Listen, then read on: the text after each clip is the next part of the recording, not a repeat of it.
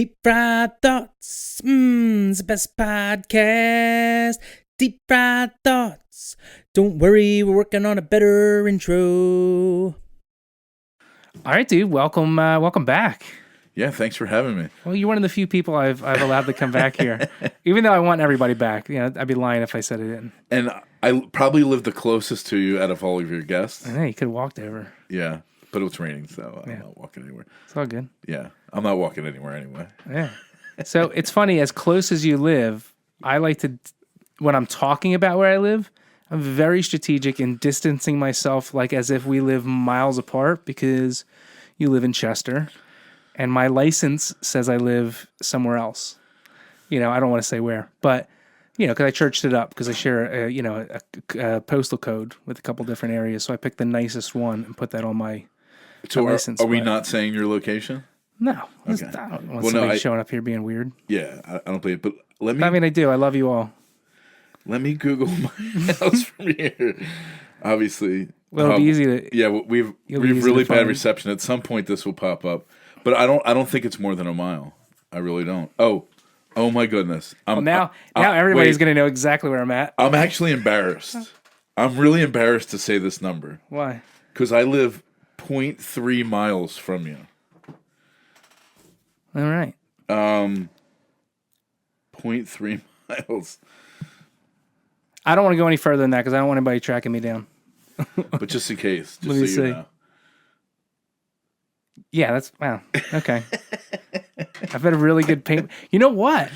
Dude, we're going to have to test something out. This Friday, I bought a drone, first of all. Okay. Yeah. I bought a drone, and it can go 3 miles or whatever. Oh, wow. Which I don't get. I don't understand how it's possible.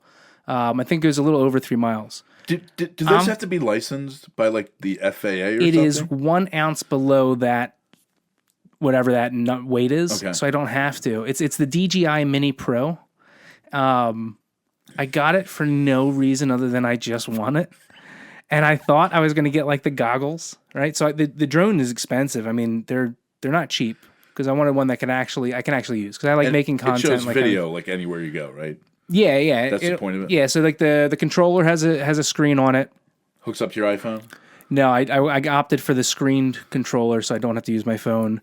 It'll send stuff to my phone instantly, and all my editing software is on my phone or my iPad, and I can send it over and do a little quick edit. But yeah, it has like just under an hour flight time with the extra batteries and everything. Anyway, we should do a test because I found some things online that you can like attach to it to like lower and raise, so like something lightweight. Maybe I could drop you off a note. You can come outside. Oh, that lightweight. I'm thinking, I'm like, like a pizza or some ribs. Yeah, I'll just fly myself over to your house. I'll just get like 30 more of them. I can't believe I even drove over. I feel so bad right now. That's all good. So John asked, for those of you watching and listening, John said, "Oh, you still doing the thing where you get everybody a drink?" And I said, "No." But for John, we made an exception. That's mostly because everybody wanted alcohol, and I was buying these bottles, and it was getting a little pricey. And plus, most people didn't take them home, and now I look like an alcoholic upstairs. It's like an insane amount of liquor. So, which some is for me and some I got for the podcast. So when John said the Joe's lemonade or Joe's iced tea, I said, let's make an exception. Man, these things are so good. I was not going to tell you where I found them because I wanted to have that over you just to be like your supplier. But I left the receipt in your bag. Oh, did you really? Yeah. All right, thank you. I think you told me last time. I think you found them last time. But Same place. One of the local delis to the area. Can I say its name? Yeah, I wasn't being that serious. Okay. I just didn't want you to say like my street or anything. You know, so people are weird, dude. Yeah. So Roland Deli, one of the best delis in Delco, Philly area. It's amazing. So good. Okay. Everything they make's phenomenal. What were we gonna say? According to I don't know, it wasn't even a blogger, some big news station, you know, that they got beat out for a place literally up the street who you happen to like, Jim's Steaks. They got awarded with the best hoagie in the world. Did you know about this? So I do, but here's where I have to like bow myself out of the let me hear. competition because I'm not a hoagie guy. Okay. I'm just not a guy. I never liked eating like meat with cheese together. So You got to talk close to this so people can hear you. Um, Otherwise, it's just for me. yeah. So I mean, pretty much, let me sit up then. I'm going to mess up your whole thing. Gosh, I messed up your bank. So I've never been. So growing up, like I was a very plain eater. So I never ate hoagies because I didn't like lettuce, tomato, and everything on everything. So I wasn't a big guy, but I am on steak sandwiches, and I love roll in because I love roast pork and I love chicken cutlet and broccoli rabe and all that stuff on there. And you can find some old Italian things there. They got great pastas and teas, and you go in. There's a great selection of Italian cookies and all that stuff. The bread that they use is phenomenal. Phil and Jim's, great steak place. But, you know, in the day and age that we live where everybody gets to comment on and, you know, do a review on everything, no offense, if you're a review person, please stop. We don't need more people reviewing things. Like, that's great. When it comes down to opinions, I think in this day and age, you got to listen to the big guys or actually develop a system on how you can rate things. So it just goes off someone's individual taste, you know? I agree. So, you actually just end up watching opinions. So I think when it comes to the hoagie or the steak sandwich, we got to develop the categories. And I figured it out already. Okay. Just in case lay it on. anybody needs to know. So when it comes to the steak, you have to go on the roll. Is it a crispy roll? Is it a seeded roll? Is it a soft roll? Does the inside need to be dug out? Those are the different types of roll. The Philly area roll is where it's at. I don't know. It's the water. I actually say water, but it's the water, the Philly water that makes it taste that way. And then you get the steak. Is it the slab steak? Is it fine chop? Is it rough chop? Does it have a little gristle to it? Does it fall apart? Is it overloaded? Is it underloaded? Like, these are all categories. And then you have to go to the cheese. What type of cheese you want? Like, now the Cooper Sharp is the big one. So when they originally made the steak sandwich at Pat's, okay, in Philly, not Gino's. Which I would say is understuffed for both of them. That's my thoughts. So they originally made it as a mistake because that's what like a cabbie wanted. And all he did was put steak on a roll. It started as the steak sandwich. And then a few years later, the first cheese they put on top was provolone. Provolone's the original. I didn't know that. I thought Cheese Whiz was the original. I mean, no, you got to think back in the day, nobody had Cheese Whiz. I don't know. You know? It looks like something I would imagine from like a very depressed type of era. It feels like a Philly thing. You're like, get that tube of cheese and squirt it over here. But the original was provolone. That's all you had. And so I think the cheese has to be its own separate category. You know, because here's the challenge with the cheese when you put it in this category. I don't know if anybody thinks about this stuff, but this is what I think about. People want to know, is the cheese melted on top? Is it chopped up and mixed all the way through? Do you find that there's a difference? There's a huge... You've actually hit most of this like right on the head. Because I'll watch a lot of YouTube video, or I'll go through phases watching them where I watch different people review all the big places in Philly. Yeah. And the way they rate it is they just bite into it and they're like, I like this one more than that one. It's like, well, you didn't go into it much. Some of them do, but I like that idea. I mean, this has got to be for foodies. But the problem with that place, or that person that rated them the best hoagie in the world, is they weren't a small blogger. They were from some big news network. So when it went out, I couldn't get down my road. There was so many people packed in there for like days at a time, and then over the next weeks, it finally slowed down. But I'm thinking, John's been telling me about this place, and I had a couple bad experiences with them through like the delivery service, and I realized it was just overloaded times. When I went there, top-notch service. I love that lady, one of the owners. It's probably about... I forget her name, but yeah, it's great. I actually go in there for the hot sausage sandwich. It's like $4, and it's my favorite thing on the menu. By the way, they make a burger called a Whopper. Really? Yeah. I'm surprised they get away with that. It's actually pretty good. Yeah. I'll have to try that. Yeah. Their steak is probably the last thing I go for, but it is good when I got it fresh. Their steak won an actual competition. Yeah, it's good. It's very good. A competition. But they're a fine chop place. That's not for everyone. You know, I love their steak. It's probably in my top 10, no doubt about it. But if I'm going for my ultimate, John's roast pork, South Philly, all day long. Listen, I've been there. I've eaten there a lot, but I've also sat next to his mom and had a conversation. And I've talked with John at his phone number. He donated to the ministry that we were at before I was able to come down and pick up the rolls. I can message him right now on Facebook, and he would reply in a minute. Like, this is a real family place that actually cares about people, you know. And the thing I like about their steak is John, the owner, still working the grill. He's the owner. He's the boss. He's working the grill, and they make every sandwich by hand, right? And it's not fine chop. It actually feels like you're eating a steak. And sometimes, yeah, there's a little gristle in there, but that's the way steak should be. It's not a perfect melt in your mouth every single time experience. There should be. It's called steak for, you should be biting into it. So they're known for the roast pork. I rarely ever see them on any list for the cheesesteak, and I think that's a shame because there is nothing that even compares close to that. In my opinion, there's not even like a slightly, this one's kind of close to that. There's nothing. It's so good compared to the rest. And I didn't know that, but for years I would just go and get the roast pork. It's still that's my favorite roast pork sandwich too.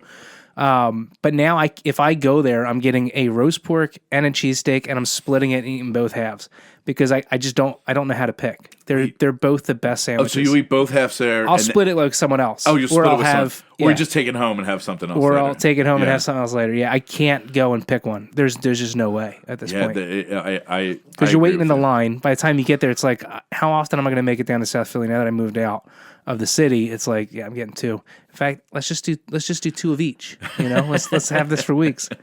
They actually ship their Gold stuff. Belly. Gold Belly. I shipped up to New York. I shipped a case of their cheesesteaks. I don't know how it turned out. Did you really? Yeah. To who, Glenn? No. To my father-in-law. Oh. Yeah. That's cool. He was up there for a little while. What was the quality? Did he say? I don't know. He said they were good. He's a man of few words sometimes with those things. So good. It is good. This is so good. The lemon one?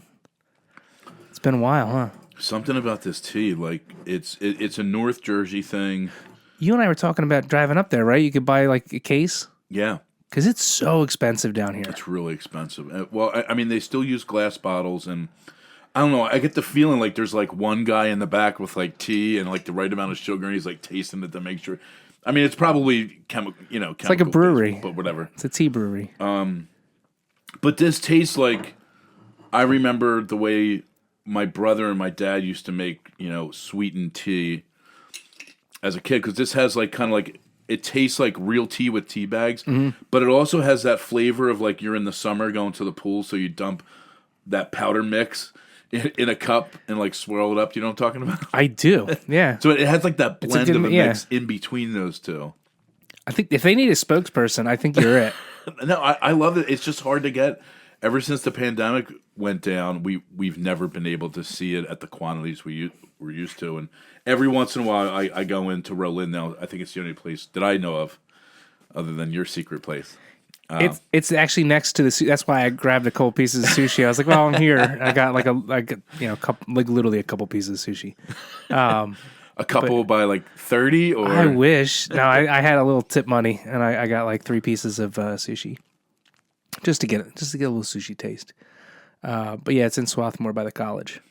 It's like a co-op grocery store. It's like the hippest place I've ever been into. But they have amazing products. Like there's so many things in there that you'd never find at your regular grocery store. I love it. It's like a local Trader Joe's. No, I'm familiar That's what with it reminds me of. Okay. They have a massive selection of that, and that Calypso one. We used to pick up donations from there when I was on staff at the ministry over in Chester. You gotta pull this over. And keep it between us. Pretend it's something that you wish wasn't between us, but it's just got to be there. I don't want anything in between us. It's got to be there. So we used to pick up a lot of donations over at the co-op. Yeah, so I spent a lot of time. Oh, that's cool. Yeah, that area. Well, there you go. Now you know my secret. Now everybody else does. Now it's not going to be there. Are they done? No, because everybody, Oh, everybody's gonna know. My millions of minions. No, that'll be good. But yeah, that's where I go. But anyway, so good stuff. So greenhouse project, dude. How are things going? Good. Right now, I'm actually on vacation, and it's so our ministry. We started out of our house, and we got the house next to us.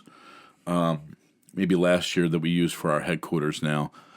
So we don't get a whole lot of downtime, and we're not singing the blues. We're just saying it's the reality of doing urban ministry and living in your community where you serve, because we believe life is ministry and ministry is life. And I think this is one of the challenges of ministries or churches, to have a business mindset that you clock in or you clock out at 5 o'clock. And life doesn't work that way. If you clocked in and clocked out with your family, that would be a pretty horrible existence for your kids or your spouse or your friends, whoever it might be. So having that mindset of being on 24/7 can be a little bit challenging. Like it feels like it never stops a little bit, or never really able to give the full amount of time we want to our kids or, other activities. So we've taken off 3 weeks this year. We're in the beginning of the second week right now.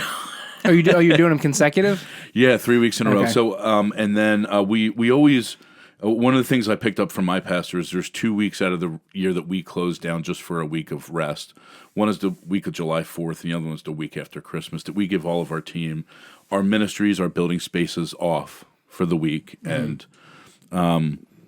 just try to get everybody some downtime. So, last week we were away with my wife's family in Virginia Beach, and these next 2 weeks we're kind of just doing some day trip things and trying to chill and relax. But we are growing. We are thriving as a ministry. We started with a dream in 2013 with, me, Lisa, David. You were there because it comes out of, the other ministry that we launched out of. So we're growing and thriving, and right now we have 4 locations. And last year, a group gave us a nonprofit. It's called Greenhouse Recovery, and along with that came another house that we're using for discipleship housing. And right now, we are trying to acquire 2 other properties for recovery housing, Christ-centered recovery housing, and entry-level recovery, meaning people coming out of rehabs having a stable place to stay, and then having like a step-up house. So there's a process. Now, are these all in Chester? They're all in Chester. It's Chester, Pennsylvania, if you don't know. Yeah. The one that we got is in Upland, which is 19015 zip code, and it's about less than a mile from our house, closer to 95. So, there was a ministry called the Alumni Group that was a group of guys that graduated this ministry that I graduated from and worked at.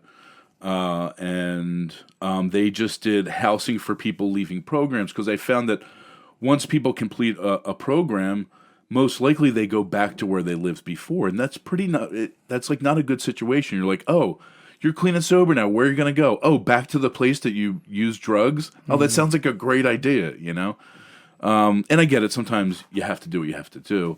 But what they wanted to do was to provide a safe place. And I don't mean safe like protected from, chaos, I'm saying an environment where it's going to promote Jesus Christ and Him crucified. It's going to promote denying yourself and picking up recovery principles. It's going to denote meeting with a mentor. It's going to denote service to the community. Just living in a household environment that's for something positive, where you're going to be around people that are going to hold you accountable and help guide you along the way. And horsepower, you'll get more out of a few people going together in a certain amount of distance than you will an individual. So we were able to acquire that entire ministry last year, and we're looking to expand into group home / recovery housing / transitional places, because it's just not for people coming out of recovery. There's people that make bad choices along the way, or have other challenges that people don't talk about. So let's I want to go back on something we touched, because you're covering a lot of ground. You were talking about ministry is life, life is ministry. How does that work with boundaries? Because when you started this, when we first met, it was just you. Now you got a family that's growing. Yeah. How have things changed, or have you just had to learn how to manage that into what you're already doing? Like, what do boundaries look like for you versus the normal person who's not doing this? Yeah. So I come out of before we launched Greenhouse. I had about 10 years, a little bit less than 10 years of full-time ministry in Chester, where you are right. I'm a single guy, and my older daughter didn't live with me, so I had the freedom to kind of dedicate my life to service. So when we got married, me and Emily got married, and Lisa was still around, Lisa Meredith. I try to pull a lot from her, and what Lisa always did was she brought her family and made that part of what they were doing. Like, this is what we do as a family. So the point of life isn't to like what I would always ask people, well, why do you live? Is it to have pleasure or leisure time? Is it to make sure my kids get all the activities they possibly can and my life's running around making sure they do everything they can? No, our entire life is dedicated unto serving God. Now, that's a great concept, but that's not reality. So I get married, and my wife is my perfect counterbalance. Literally, like, I'm completely extroverted. You know, I'm like, I talk to a million people. You know, I'm out everywhere all the time, and my wife is just the opposite. And when we blend together well, we sit in a perfect time of spending enough time with people, but also pulling back and reserving enough time for us as a family. And when we started Greenhouse and got our first property and moved in, we had church out of our house. We did after-school programs for kids. We had counseling, recovery counseling on our property. We had a food outreach. And then you need to add staff on. And we had Max. And then we had our second baby. So can anyone just possibly imagine letting their wife know, hey, you got to be ready with the kids by 9 a.m. because staff is coming over, like, every day? That's a lot. Every other Saturday with an outreach Sunday church, and we were only taking off Mondays, but not really a full day Monday because we have a Christ Center recovery meeting Monday night. So what happened that gave us the balance that we have now was able to get the house that's actually attached to us. It sat vacant for a long time. It's actually a really cool story. That's the place that God called us to first, is the house next to us. And this all plays into a perfect balance of what does harmony look like for us, because spaces and places are so important. They're part of a rhythm of life. You know, I remember my first journey out to the West Coast as a missionary. I was away for like 2 or 3 weeks. And growing up, I'm like, I wanted to be a rock star. I wanted to be a drummer. I play the drums. To me, that was like the coolest thing you could do. Fast forward, I'm on this like 3-week trip, and I realize I'm like, I don't want to live out of a hotel anymore. I don't want to like live out of a suitcase. That might be cool for some people, but when you get a little bit older, like I can travel for like a week, maybe 10 days tops at a time, and then I want to go home. So I'm a complete opposite. I could live out of a hotel room and think I'd be fine. And I agree with you. I could do it for a little bit, but eventually you're like, I've eaten the same dinner at the same place it's the same thing over and over and over again. You mentioned being extrovert. A lot of people look at me, or people that know me, and they think I'm an extrovert. Yeah. Because when we're out, it's like, oh, Carmen's over talking to somebody, or making new friends everywhere I go. It's how I am. It's so uncomfortable for me. The biggest thing that is, I feel like I have a weight over my head that's like trying to crush me, is watching my dad. He was, I would call an introvert. I wouldn't call him like, he's passed away now. I wouldn't say he was like a hermit. But a lot of it was because of his physical condition, and he was sick. But he didn't go out. He didn't leave his home. He often didn't leave his room for like years. It would be like random times he'd go out and be right back in there. And I romanticize the idea of being able to do that for myself. Like, if I never had to go, if I could work from home, I would. I'd work from home. I would never leave my house.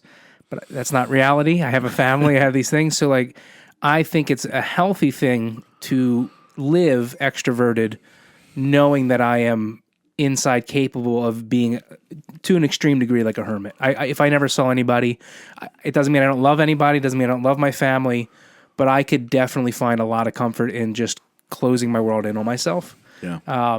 Do you ever feel like comfort in that? Like, do you push yourself out for that, or are you naturally just like... No, so part of being extroverted is you actually get refueled by doing stuff like this and going around people. Then I don't know what I am. Like, but it builds me up when people are extremely introverted, and I think there's different levels of this, but introverted people tend to have the energy of their life sucked from them when they're around a lot of people.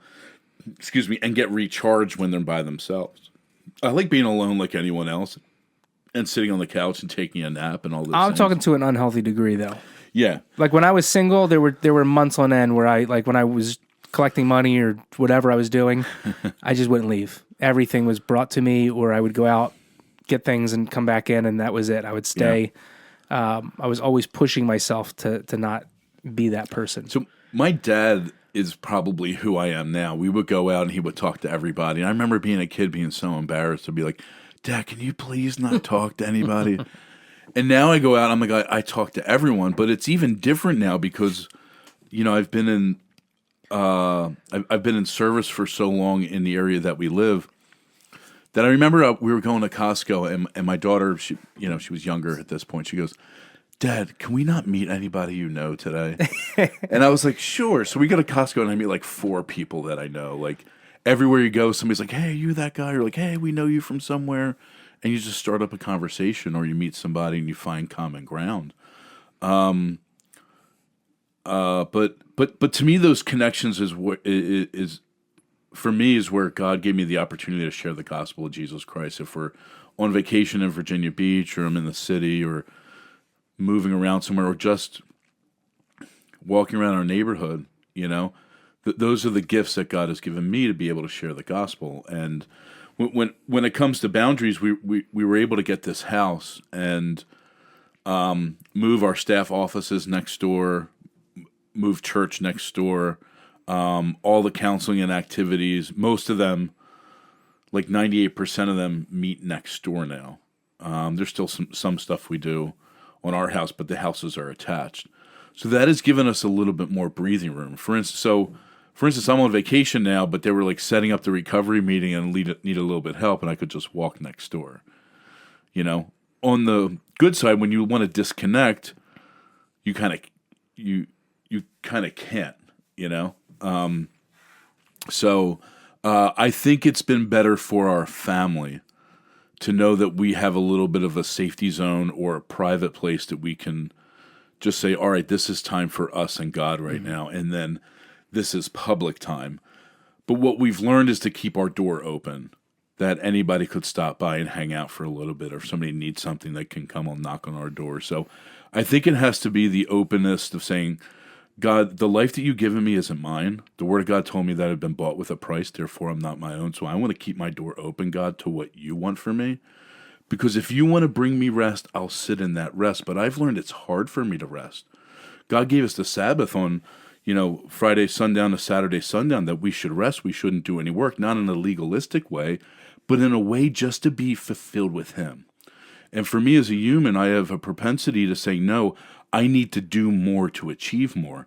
And you know how hard it is to trust God with your time and energy of saying, you know what, God, I'm not going to answer the phone today, even if a donor's going to call or even maybe somebody's in need. I want to dedicate my time unto you and find my fullness in you. So this word boundary has been thrown around a lot, and there's books on this. And what I found is that everything comes in a season, that I can't just be a 9-to-5 individual. I need to move in the times that God has given me opportunities to connect with. And that's caused friction probably for us as a family. And we've seen great joys come out of that as well. So yeah, I at one point I thought, man, I'd like to have boundaries. Like I met a guy in ministry. He's like, yeah, we take off every Thursday. It's family day, and we take off every Monday, and we do this. And I'm like, that just doesn't work for us. The people in our community live in crisis mode a lot, and God put us there for a reason. That makes sense, especially with where you're living. I mean, you are in the heart of it. It's the church I go to is not surrounded by that. It's a very beautiful place. A lot of people making a lot more money than myself. It's like, a lot of facade for a lot of people coming in. I mean, to a degree. I'm not trying to downplay. I love it there. Wonderful people, but it's very different than, right outside being, having drug dealers, working girls, shootings, and you're in it. Yeah. How does this work with burnout? I mean, every human can have burnout. We get burnout from hobbies, things we love, things we dislike, jobs, even ministry. So how does this work for you? I mean, are you having to reset? Do you do some sort of meditation? Is it just focusing on your time with God? I mean, those men that you're talking about, or women, have those, hey, this is the day we do this. And you kind of get in a routine and you can shake it up a little bit and do things differently. But for you, I'd imagine it looks a little different. So what do you do to stop burnout, and have you experienced it? Yeah, I went through burnout. Right before we launched that ministry, Hope Cafe, which you were a part of with me. I didn't know I was burnt out till I read a book on burnout. So don't read books on burnout. Whoever you are out there, don't read the books because you'll realize how messed up you are. Instead, you can read Beautiful Things by a memoir of Hunter Biden. Is that literally in the camera background? Oh, God. No, I read some really great books on burnout, and it seemed that most of the people that were going through this disregarded the natural human rhythms. And your natural human rhythms are you tired? Well, rest. Go home. And so I had a chance to listen to some people over the years of different ministers and ministries of what hasn't worked. And the rhythm I developed, and everything's changed since I got married, by the way, because it should. You shouldn't be like, oh, this is my life, and I'm the same person as I was before. But I had a system that I put in place that every time we went into big events, I would make sure I take time off afterwards. And so looking at my whole calendar of things to do over the year, I put in times to slow down and rest in the beginning. So I know the times I'm going to naturally take a break. And I'm actually somebody that kind of feels guilty if I'm not working. So I come out of working years in the restaurant industry, and we had slogans like, if you got time to lean, you got time to clean. Like you're always supposed to have a rag in your hand. Like there's supposed to be zero downtime, and you work 15 hours a day every day. And somebody asks, is your goal to die?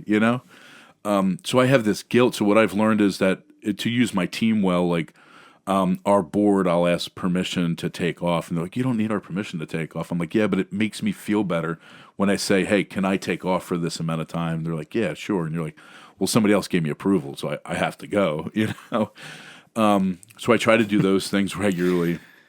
And then we try to make sure we take a day off. And we're actually getting ready to make a change right now. So our ministry days are Sunday, and then Monday night Christ Center recovery meeting, and then Tuesday through Friday. And then it's every third week now. We work on Saturdays. So, I mean, it sounds like a lot. And on Sundays, we do church at 11 a.m. on the east side and then 6 p.m. on the west side, by the way. And then there's other activities. So we're going to shift to Sunday through Thursday going up to try to make sure we get 2 days off in a row for our team members as well.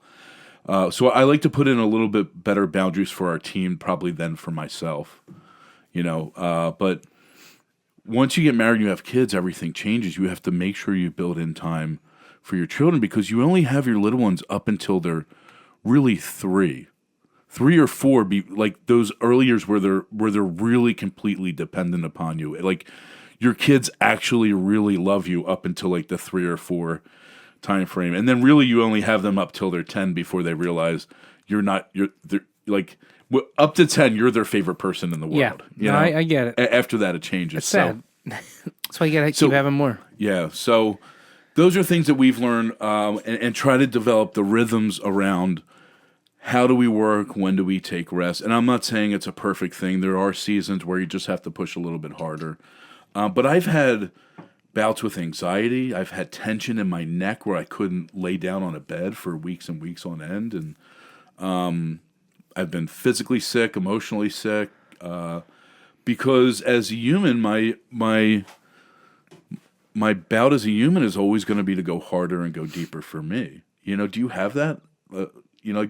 Like me personally? Yeah. Yeah. Like I don't know how to stop. So having those rhythms put in place ahead of time tell me this is when I have to slow down. To a degree, I guess.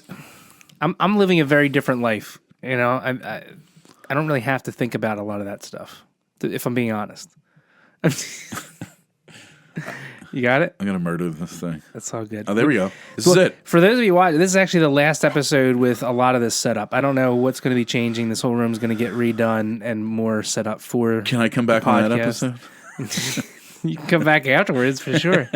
But yeah, a lot of little things. Dude, when I started out here, like I've told this story a few times on here. I always wanted to do it ever since I started listening to podcasts, which is, how most people start them. It's like, you listen to them. It's like, oh, I could do this. But, kept putting it off. And then someone I knew that had, some kind of condition I don't think they were even aware of died in their sleep. And I was like, well, that's crazy.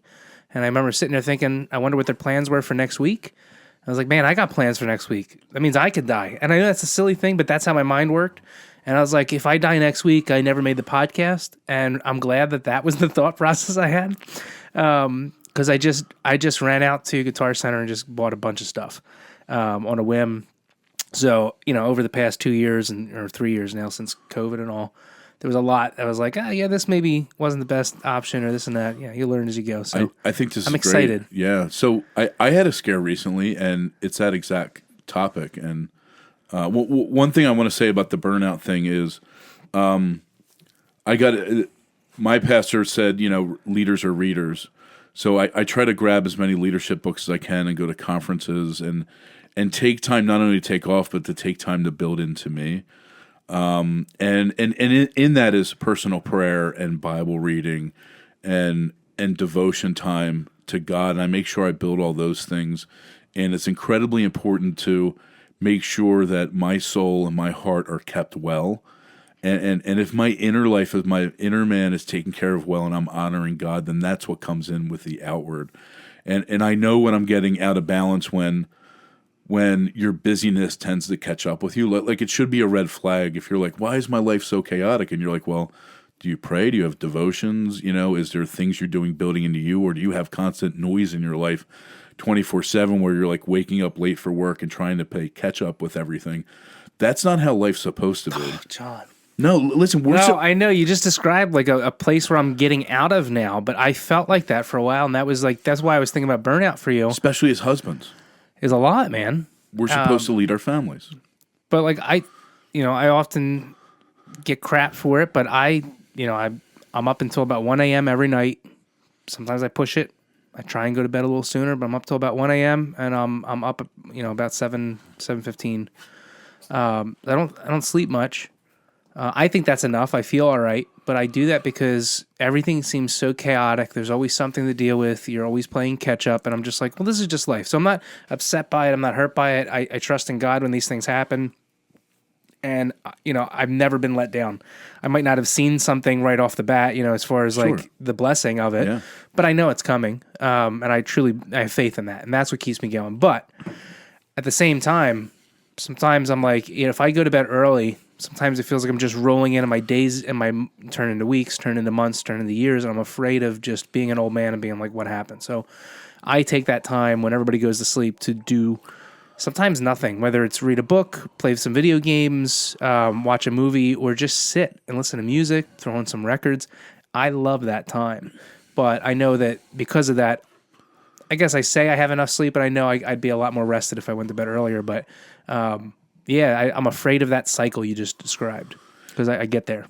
And I think it captures a lot of us because busyness doesn't always equal productivity. And I hear it from a lot of people who are like, oh, I'm busy. And I'm like, oh, that's not a good thing. Congratulations, you have a lot of stuff on your calendar, but there can be a lot of distractions pulling you away from the mission you want to complete. You want us to start this podcast. Well, if you're out doing 50 things all day long, you're never going to be able to do that thing that you've been called to do. And what I have to remember, even leading, a small ministry, is my priority is to share the gospel of Jesus Christ and to build relationships with people. Meaning, I need to spend more time outside connecting with my community and our neighbors and the people in our church and the people in our recovery ministries than anything else. It's more important than maybe calling a donor or setting up some type of donor meeting. We get our priorities mixed up really quick when things get busy. Like they always say, what's that saying about how the noisy wheel will always get the attention? A squeaky wheel gets the grease? Yeah, whatever it is. But there's a lot of squeakiness in this world. There's crisis and chaos and a lot of things all over the place. And what I've learned, part of my boundaries is I know you're having a crisis and a challenge in your life, but it just didn't happen today. Now, there's different things like, your house catches on fire or something, but a lot of times we have people calling us that need recovery support, and it's important to them, but it doesn't mean I need to leave my family right now because it's my family time. Hey, I'll talk to you about this tomorrow, and we're actually in a good place now in our ministry that we have other team members and some leaders we've been raising up that we can pass some things on to people. So I think having that flexibility, but also being accountable to what do you do when it's quiet? I don't know about you, but sometimes I feel like my phone rings in my pocket or vibrates. Well, I don't even have it on vibrate anymore. I'm like, oh, my phone's vibrating, like it's trying to get my attention. Yeah, no, absolutely. Do you put it on airplane mode at night or anything like that? I guess you never really can, right? I mean, or do you? Do you do the not disturb? No, and I don't. We have our properties have alarm systems and cameras and things. So I always want to be flexible to kind of those things. But listen, I don't set an alarm anymore unless it's like Sunday mornings when I need to be up. You just wake up? Yeah, I just wake up. Yeah, so much is dependent on what I've eaten the night before, what time I went to bed. Like, if I had a milk product, I won't wake up. If I had You'll sleep through the morning? John, I don't know what it is. And it might sound crazy. Ice cream, milk, straight milk, whatever it might be. Yeah, I can't do it. I will not wake up. I don't know what it is. Maybe my body doesn't digest it right, and then I'm usually sick. In fact, today was a great example. I had ice cream last night. Not last night, but yesterday. And yeah, today was pretty rough. We'll just leave it at that. It was rough. I had to make up a reason to leave a job to go get something just so I didn't, use this man's bathroom in an unholy way. It was bad. So can I ask you a question? Ask me a question. So, man, with Lisa being gone, it's been brutal. It really has. And, I have a lot of mentors in my life, and I have great people that are around me that I can bounce any question off of. But for a long time, I know I could call Mom. I could call Lisa at any time, and she would give me the biblical and the right answer. Like, I've heard her yell at you like 40 times over stuff with you and Jenny, alone, not out of the personal stuff. But do you have somebody else that you call now without calling? I'm assuming you were in the same, you would call Lisa for everything. Interesting enough, not always. It depended. Lisa would call me always at the right time. And I used to think it was a magical power, but she would say, when you're not calling me, I know you need a call. I know you're going through it. Jeez. And it was like... I didn't know that. It wasn't just like anybody could say that and give a call, and it's like you can make it fit. But dude, it was something else. She would call me at the most random times. And a lot of times, with everything going on with Jenny and I, this I've never talked about. I'm going to say this. So Lisa had a lot to do with Jenny and I connecting. A lot. She prayed about it. She connecting like before you guys got, or connecting like in your marriage. No, actually like becoming one, becoming husband and wife. Okay. Yes, it was the fact that Heather, my sister through their family, and Jenny lived at their house, and yeah. Well, being roommates out in California, but they wanted to set us up from that point, on. This is we were teenagers. I had no interest in a girl at that point outside. I wanted to blow stuff up and shoot things and whatever, run around in the woods, being an idiot.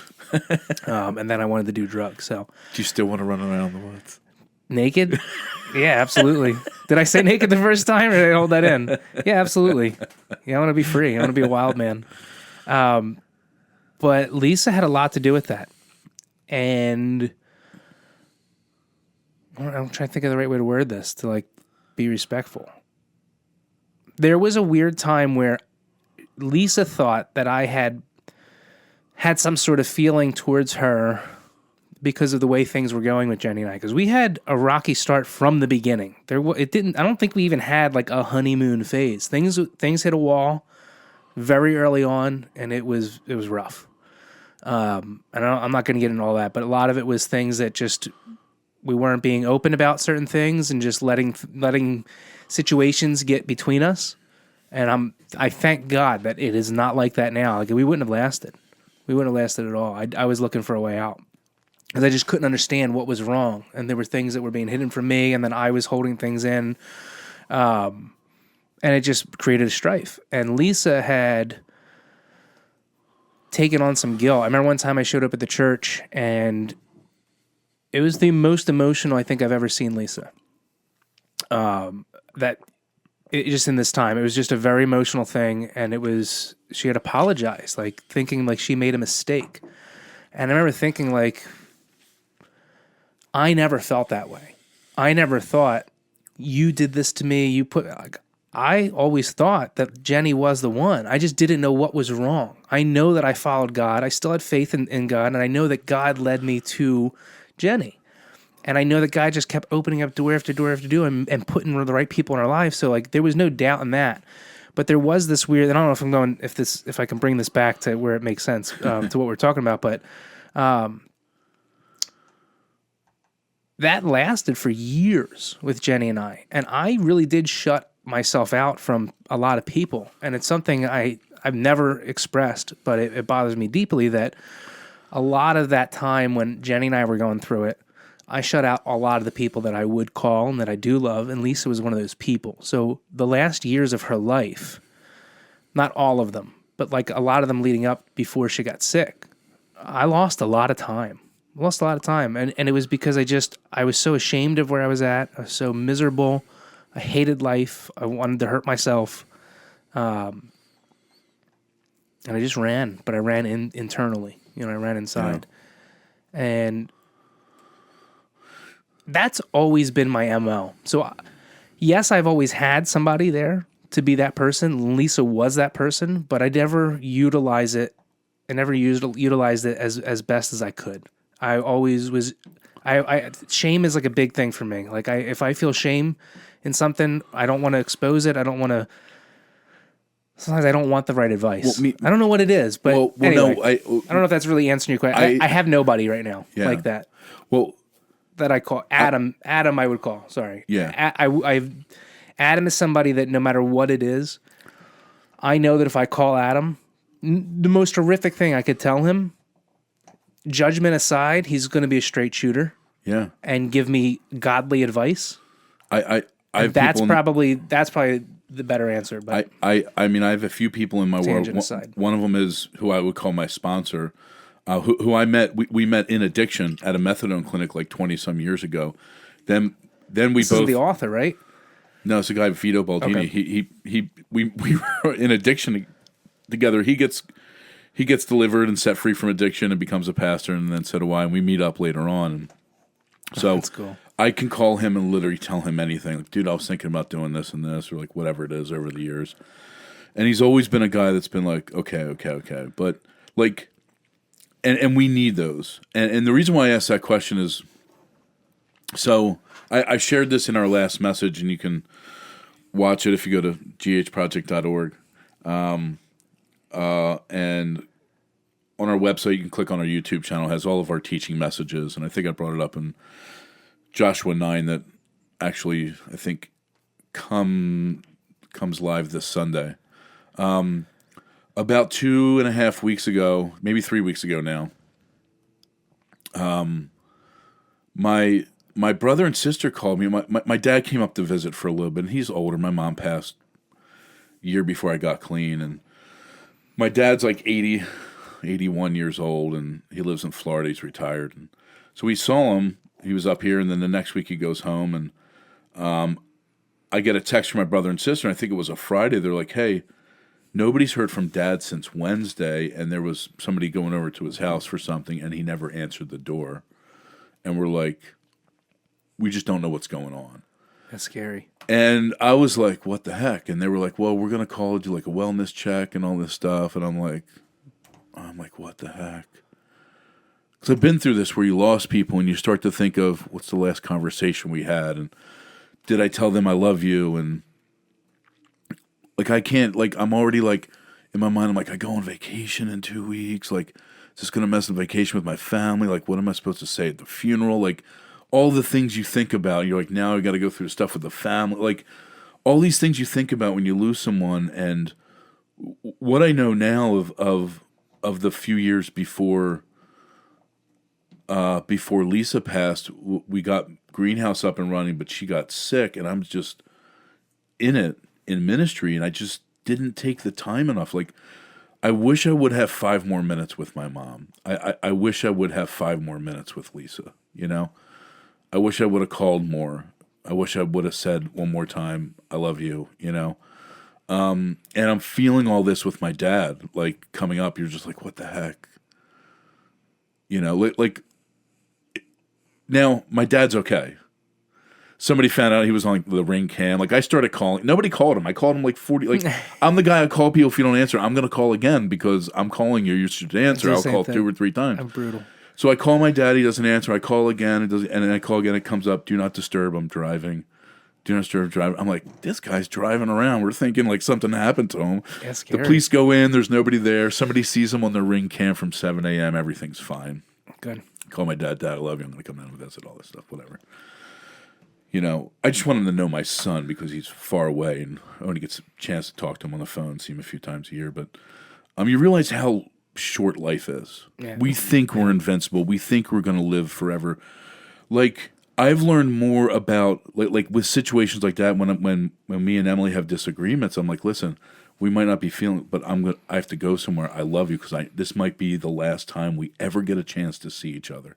This might be the last time I ever get to see the person that comes knocks on my door or the homeless guy that asked me for help when I was in Virginia. I'm like, this is the only time I'm ever going to see you here on this side. We have to be able to utilize it for something good and positive. Like, this shell isn't going to live forever here. Mm-hmm. We are designed to be eternal beings. You know? A lot of what you were talking about, I guess, because I was getting emotional and trying to hold back what I wanted to say about Lisa, but that's really what it is. I just feel like, I don't feel like it. It's the truth. Like, a lot of the time I could have had with her, I chose to let shame get in the way. I chose to let anger get in the way, and it was never towards her. And it hurts me now because I think back often, and I'm sure David would tell me he's going to listen to this, but I don't want to ask the question because I don't want the answer necessarily if it's bad. But I often wonder, I'm like, did Lisa die thinking that I had some kind of animosity to her? I mean, Jenny and I were doing better. You know, she saw us doing better, but nothing like where it's at now. But I've often wondered if she ever thought I had anything like that. And I never talked to her about it. And yeah, there's a lot that wasn't said. Call him, because I've had some questions about some things, and I called and I asked him. Literally. And listen, me and you come from that same background because we've had some similar childhood trauma that, you know, we've talked about. And that has caused an immense amount of shame and guilt in my life still till this day. Now, I understand, you know, I'm not responsible for the decisions I made during that time. And I've also owned my behaviors and actions. And, like, whatever happens, you know, I was a scumbag in my drug addiction and a criminal and done a lot of horrible things, but you know, you realize I'm made new today and I'm a different person and I can own my behavior and also make that commitment to never do those things again. And I don't have to be ashamed anymore because the cross of Jesus Christ has reconciled all of your sins and all of the horrible things you've done. It doesn't mean it made it right here and now for the other people involved. It does mean you're reconciled before your Creator, and He's given you the openness to say, you know what, I did these things, I own them, and that's where it's at. Shame is a lie, man. That's not good. Well, let me add to that, because what you're saying, I believe wholeheartedly. However, the issue really lies with the fact that shame does sneak its way in, and I'm constantly reminded of those things that I know I'm forgiven for. I know that, but they still affect my life. You know, the things like the abuse I endured still affects my life. Yeah. That wasn't my fault. I know. But then the things I did, like, you know, basically the same thing you said, but because of that, I did make some decisions and I became the statistic just like anybody else that went through that stuff. And I made a lot of really bad choices. Where a lot of the guilt comes in and the shame is that I'm still affected by choices I made before I was married that affect me daily in very private parts of my marriage. And I wish that, you know, this new man that I am and this new creation didn't have to carry that burden. And maybe someday I won't, but I don't have much faith in that, because that's not, it's not a promise that, you know, these are things I did. I still have to, you know, face them. And I've changed the way my emotions work. I've changed the way I deal with relationships. I've changed the way I am sexually, the way I am just in every front you could think of that makes a human being. I have altered that based on just horrible, scummy decisions that I've made and doing them over and over and over and just becoming more numb until this person that I'm left with, sometimes I feel like I don't even know the person I am because people will describe me as one thing, but, and that's a lot of people could say, what people describe me as is very different the way I view myself. And if I don't think about it often, but if I am going to think about it, that's when the shame comes in. All I could think about is the negative. It's hard to look at positive. Yeah, and what I want you to know is those things are a lie, and pronouncing scripture that might be an answer for it, because the word says, if I confess my sins, he is faithful and just to forgive my sins and cleanse me of all unrighteousness. All unrighteousness literally means all unrighteousness. Cleanse means all of it, anything before, the past, and the future. It's more so just the fact that I've Jenny was not an innocent, whatever, like perfect person. She made her own mistakes, right, in life, but that's not true. I don't think that Jenny is perfect. Everything she does is perfect. How dare you say that? I know. I'm sorry, Jen. My problem lies with the fact that regardless of being forgiven or that these things are going, the reality is that I am transformed both in God and also by a lot of the mistakes I made. And that carrying that in, that's what really gets me, is that I'm affecting our marriage when, this person who never deserved some of the things that she has to deal with, with me. I'm like, I feel like sometimes I'm a handicap. I'm like, some people think like, oh man, if I'm in an accident, I'm in a wheelchair, like, will this person still love me? I really don't have that doubt with Jenny because I already feel like I'm the handicapped paraplegic in her life, and she just loves me through it.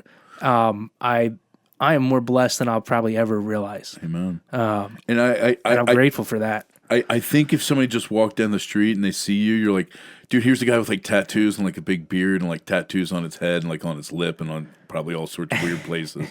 You're like, this guy's gonna jack me. He's a gangster or, motorcycle dude, but you have a heart and you have emotions like anyone else. And in today's day and age, like back when I was being raised, there was like these sayings like, you don't talk about anything outside the house. And, now it's like, no, we own what's been going on. And I think it's biblical. We identify with the things that are happening and have happened. But the difference is we bring them to the cross where they all become reconciled. And everybody has their own thorn in the side that they're going to carry around of. That's what I call it. Of pain and infliction. But it doesn't mean God's not in the process of allowing you to use that to glorify Him in His kingdom. There can be benefits and good things that come out of. Not can be that there most likely there is that come out of difficult, hard circumstances. So what we do is we talk about it. We go to counseling. We share about these things. We learn how to bring them under submission to the cross of Jesus Christ, and that's where we go. And we still see this because I serve in an urban area that's. It's really close to you, but it's a different world. It is very different, very quick. It is a different world from where we're at. Where we see we have an after-school program. And by the way, we just sent 7 kids to sports camp. Like, there's a camp where they take urban kids that are coming from, challenging areas, challenging home life, and get them into a sports camp for a week where they get to hear about Jesus and do all sorts of cool things. Boys just want to chop down trees and, canoe awesome. And like play sports and just do cool stuff. But these kids individually are soft little kids that just want to be around you and hear that you care about them and want to learn about Jesus. But when you get them together in a group, all these kids want to do is to dominate each other and to let each other know that you're not better than me and you can say the most horrible things to me, but I'm stronger and tough and I'll take you right now. But get them apart, they're little softies. And you want to play hard on the streets and then you want to be a little boy in your home. And you kind of do need both of those things to navigate the world, right? You want a man that can be dangerous when he needs to be, but sensible in other situations. If somebody's going to come into my house, you better believe I'm going to protect my wife and my kids. You know. You know what? I had a little scare last night. Ooh, So we had a huge storm. Yeah. Right? Actually, you can't see this, but we're standing on top of a pretty wet carpet that we have to deal with now. That I found out about 10 minutes before John came. But yeah, last night so all of our doors are getting replaced. We have one, and then everything because of COVID. Everything's taking forever, and we had to get special ordered sizes. And anyway, they're getting put in like a week. But one of the doors, if it's not locked properly, will open, right? So I always lock it properly, but sometimes, my mom's here or Jenny's here, and they let the dog out in that door, and they don't lock it properly. So I don't know that was the case. I'm hearing like thunder like I've never heard before. Right? I don't know how late you were up last night. This is like 11:30 at night, like closer to midnight. No, I think I was up and it around was that, yeah. intense. And then I hear the sound of a door opening. Like it got kicked open? And I lean forward and I could see the back door, and I'm sitting right next to the front door, and I check my phone and I'm not moving, and I had the alarm set. The alarm goes off. And I'm like, oh shoot. So I hit cancel and ignore my phone because I want the noise to go away. And I was like, all right. And I don't know why I didn't go grab a gun. I went to go face this as a person, just with my fist. But the door, I then heard as I got up and started peeking around. This door that opened is at the bottom of a couple steps. I hear it swing open into that, swing open in, and I hear what sounded like a grown man running down the steps. And I was like, "Oh, this is it. This is it." So I start coming down. It turns out.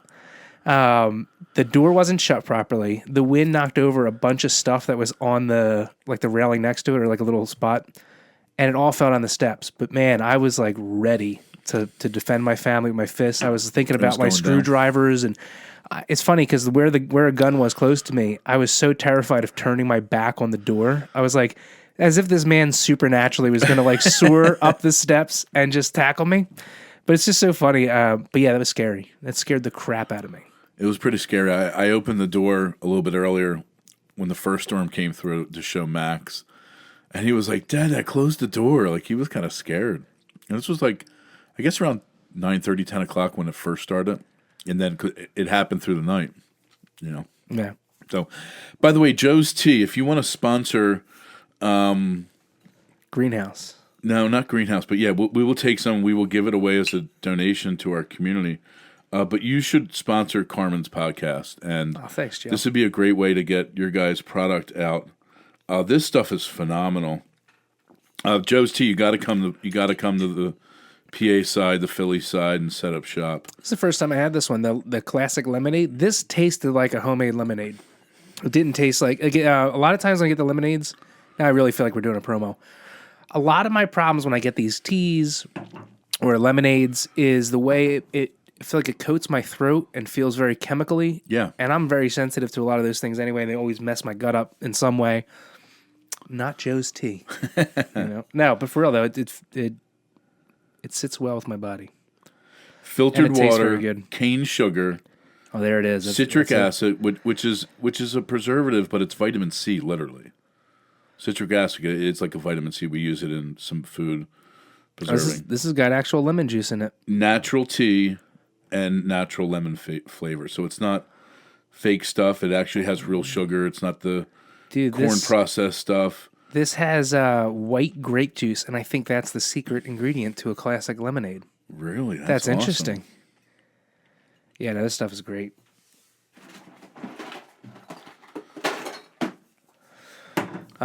Anyway.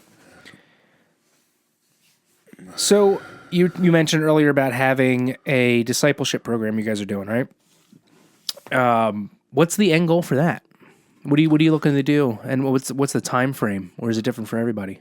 It can be different for each person. So here's the idea behind that. So I graduate the long-term the ministry I was involved with in Chester. I completed a long-term Christ Center program, and I wanted to be involved in full-time ministry, and I did a year internship, and during this internship is when I went to Bible college, and eventually after the internship, the ministry did pick me up full-time, but it's quite rare for that to happen. And what I wanted to do was to take people that have that desire, that are coming out of recovery or some type of life transformation, where they wanted to get involved and to serve and be part of a leadership team, and to maybe there's gifted people that want to say, hey, God has given me the desire to teach the Bible, or God has given me the desire to, help be mentors to other people, whatever it might be. We wanted to help people that had the desire to be involved in full-time ministry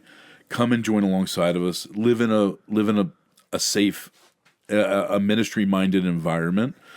Are these people that have gone through like the addiction program, or does it have to be that? It could be somebody that graduates Bible college, or a gap year student between high school and college that wants to get a year of ministry experience. It could, but most likely it's individuals that have completed a long-term program. Like, we formed a relationship with America's Keswick, with The Rock in Philly, some other long-term Christ-centered programs. Calvary Chapel of Philadelphia has this huge Christ-centered addiction ministry. And we've made some partnership with some other ministries that have said, hey, we always have a lot of people looking for opportunities. Let's get them down to you. So the idea is we started with only taking people that have graduated long-term programs, people that have minimum 6 to 8 months clean, and kind of have their life together. And we started doing that, and I was starting to get 1 to 10 calls a week for individuals looking for recovery, just recovery housing in general. And there's not a lot of places that are Christian as well, where they're going to use biblical values. And so it became real evident to me after getting our house in Upland up and ready to have 5 guys in there that we could probably, if we had a few more houses, we could keep them full. Not for the purpose of making money. A lot of people have recovery houses because they do it as a business, and you can't deny people their right to have a business. But my thought was, there's so many people going into these places. We want to introduce people to Jesus Christ. We want to get people the biblical roots and the foundations for recovery, so they don't have to be a statistic and keep funneling back and forth. So the next goal was to say, hey, we do have discipleship housing, but now I'm getting all these calls with people saying, hey, I'm in rehab, I'm getting released, we want to come to your place, can you take us? And you're like, no, we can't take you because our program is... How are these people hearing about you? It's all by word of mouth and the relationships that you built. So are most of these guys going to local rehab and then like hearing about you because you're in the area, or okay, and we forged a great relationship with the few houses next to us is Paramount Recovery House. The executive director is Jim Salvi. I want to give a plug to them because I think they're doing some of the best work around. When we moved into the city, when we bought our house, the guy that owned this is so crazy. When we went to buy our house where we're at on East 23rd, the guy owned 2 houses. One house, and then he owned one 2 doors down. And he wanted to sell them both to me for $68,000, which is ridiculous because if I knew what I knew now. But listen, we didn't have any money at the time. Mm-hmm. And I'm like, no, we just want to buy this one. We made a deal for $25,000. We didn't have the $25,000 that we made a deal for. And that's not a whole lot of money when it comes to housing. I should have just said, we'll figure it out and get both, But we believe we're God guys. He provides, and we don't have any debt. Seeing your house now is crazy to think that it was $25,000. I just want to say that. Well, I know a lot of work was put into it, but that's insane. So, but eventually the guy took that house and sold it to a friend of mine, Jim, who graduated the program I led over in Chester. He came through our program 5 times. So he gets his house up and running, and we start our ministry, and he's just doing recovery housing, and we start to do all the counseling for his guys, and then eventually he grows to 4 or 5 houses and a women's house. We bring on a women's counselor, and we did a lot of counseling for them. So we built a relationship with them, and our name goes out whenever Jim put a packet together. Here's about Greenhouse. They do counseling. So our name gets out because of working with him, and we have a great relationship till to this day. We spend time together with our families, and we do support each other right in our own area. But Paramount Recovery House is the first place I always recommend people to go. Their houses are always full because they have great facilities and they really treat people with dignity and respect, but also that kind of hardness you need as a parent to guide people along the way and be stern. They do that really well. And so as a result of that, we start to get all these calls for people that are looking for help in different ways. And our thing is we always want to do the Christian side of it. So we think the next step for us is to add on the entry-level recovery stuff, which would be to take people that complete like a 30-day rehab. Where do they go from there? Well, do they go back home? Well, a lot of times that's not a good environment to be. Go to a place where they can help guide you and help you thrive. So we'll see what God does, but that's where we would like to go next. So our discipleship would be kind of 3-phase: entry level, and then 2-phase: entry level, and once you complete, a given amount of time, you would be able to move into the discipleship house.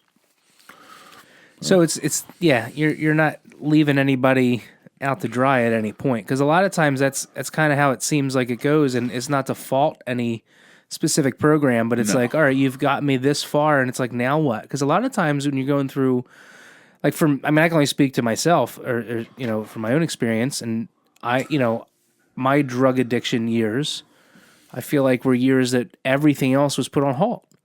So it was like a gap. I'm like, close to 30, and I'm like, I don't really know I don't know what to do. I didn't have that time when everybody else was focusing on work and a job and a family. I was just paused, is the best way I could put it. It's just a big gap. And when I was done, getting myself clean, kind of had to figure a lot out on my own. And I was able to do that, but I also wasn't as bad of a situation as a lot of people. And I had a lot of support that a lot of people don't have. If you want to beat that thing, you just go right ahead. It's getting to that point. I had it set. I shouldn't have messed with it.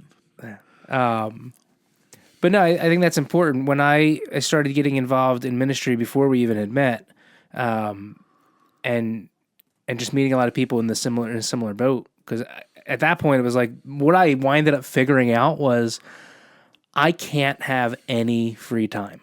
So I had to fill it all with something, and the only place that wasn't leading me back to getting high or getting drunk was a church event. So it was like there wasn't enough in the week that for me to do. Agreed. I couldn't find enough Bible studies, enough prayer meetings. It was like, okay, why is there not one this night? It's kind of like how it was going. Like, do I need to start something? Like, I don't even have my own place. I don't know what to do. And that's really what got me clean, long term. Was keeping myself focused, dead set on God, and not giving myself any time to think about anything else. But yeah, there was a lot of guys I had met in that time that were in a recovery style house.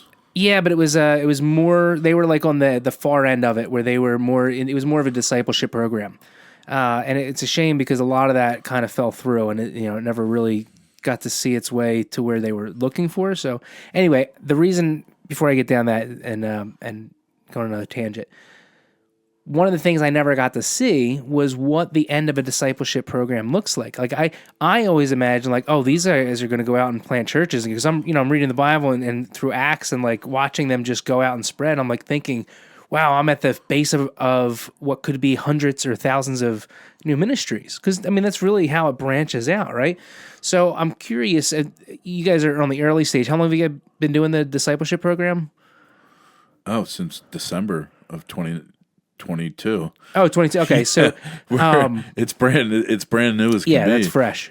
This is what I've learned, and you bring up a really interesting topic, because I've seen the advantage of being around for a little bit is you see things that work well and you see things that don't work well.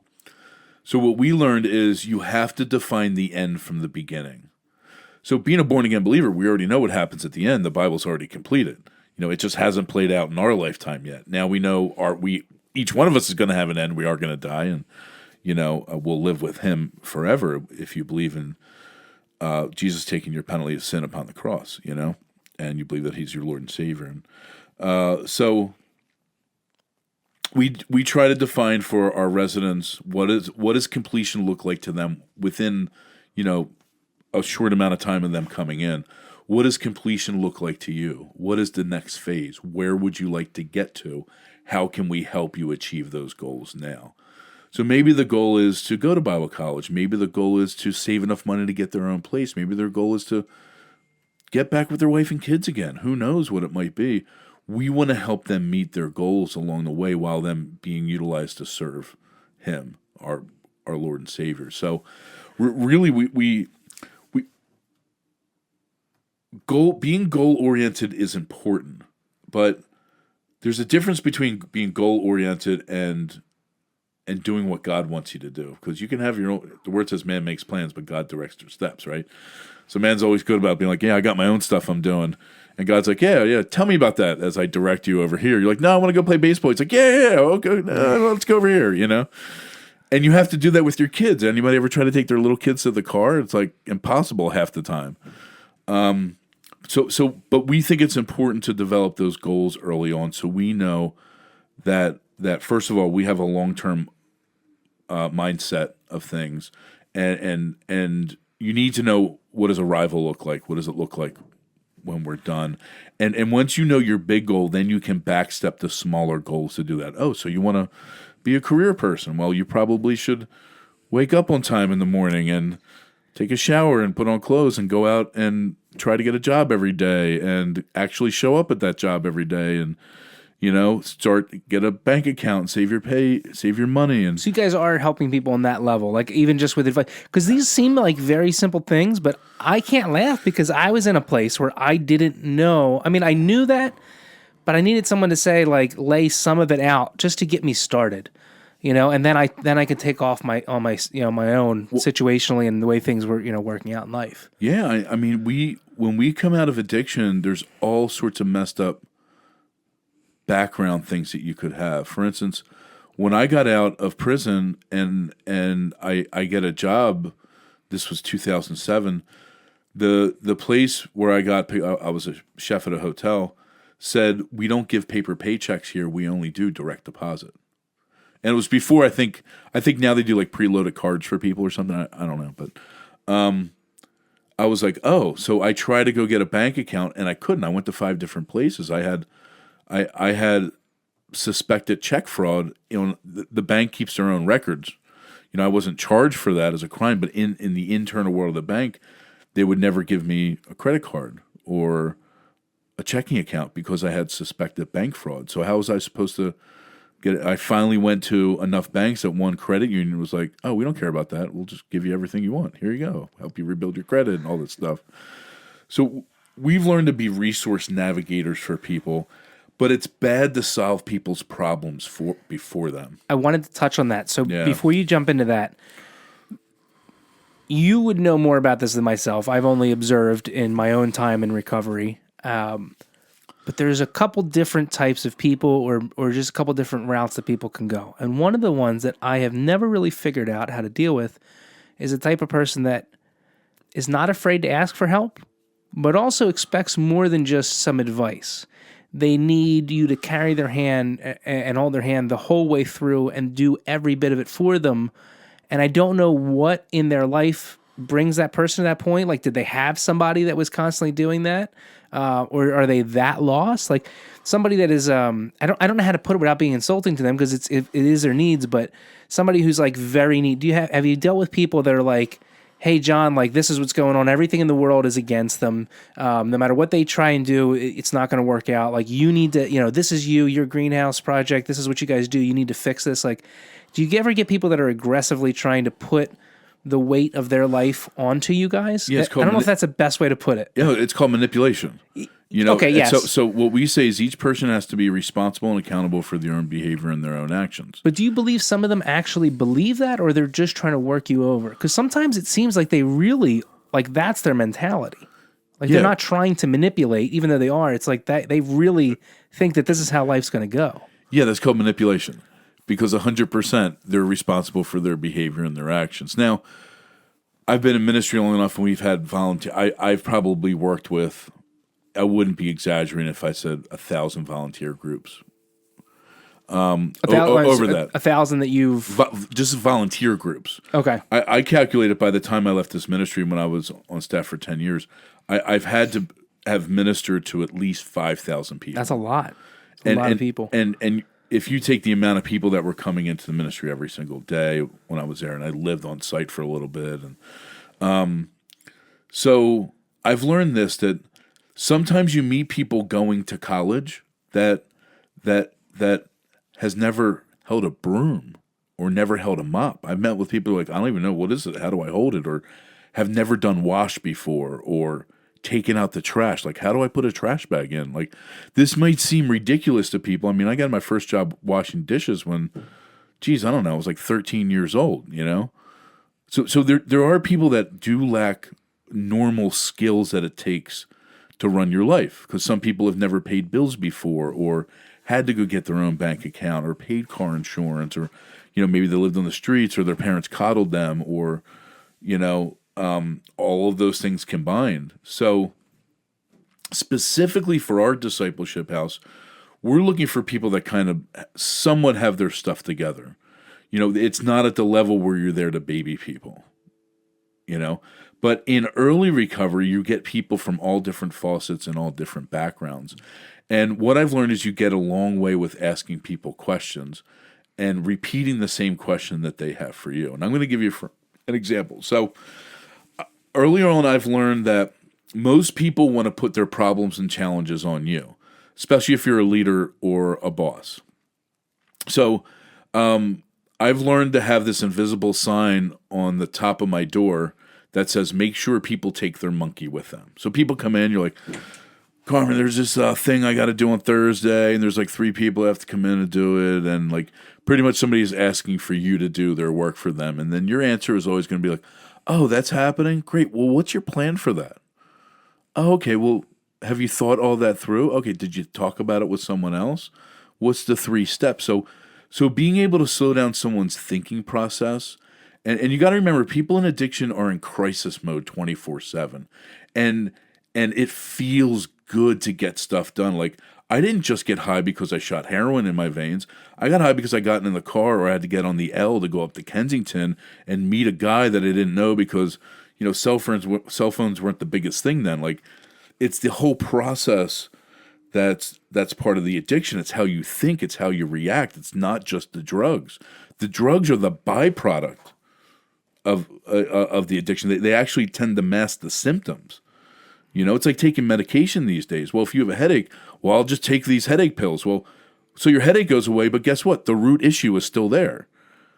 If you have a headache, you probably need to drink water. It's like the answer for like 99% of the things. Drink water and rest. You know, maybe you're too hot. Well, get into the cool. It's not rocket science. But it's like this with people in addiction, you know? And getting stuff done is exciting.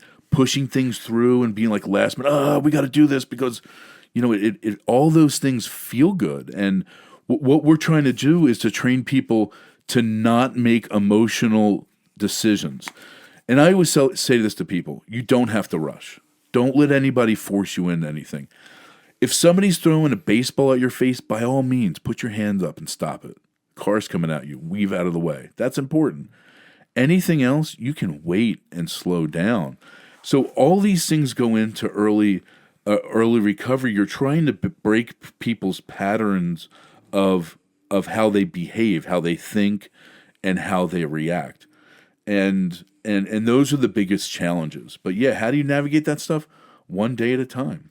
You know, I've learned that you get more out of people when you say, I want to be your champion.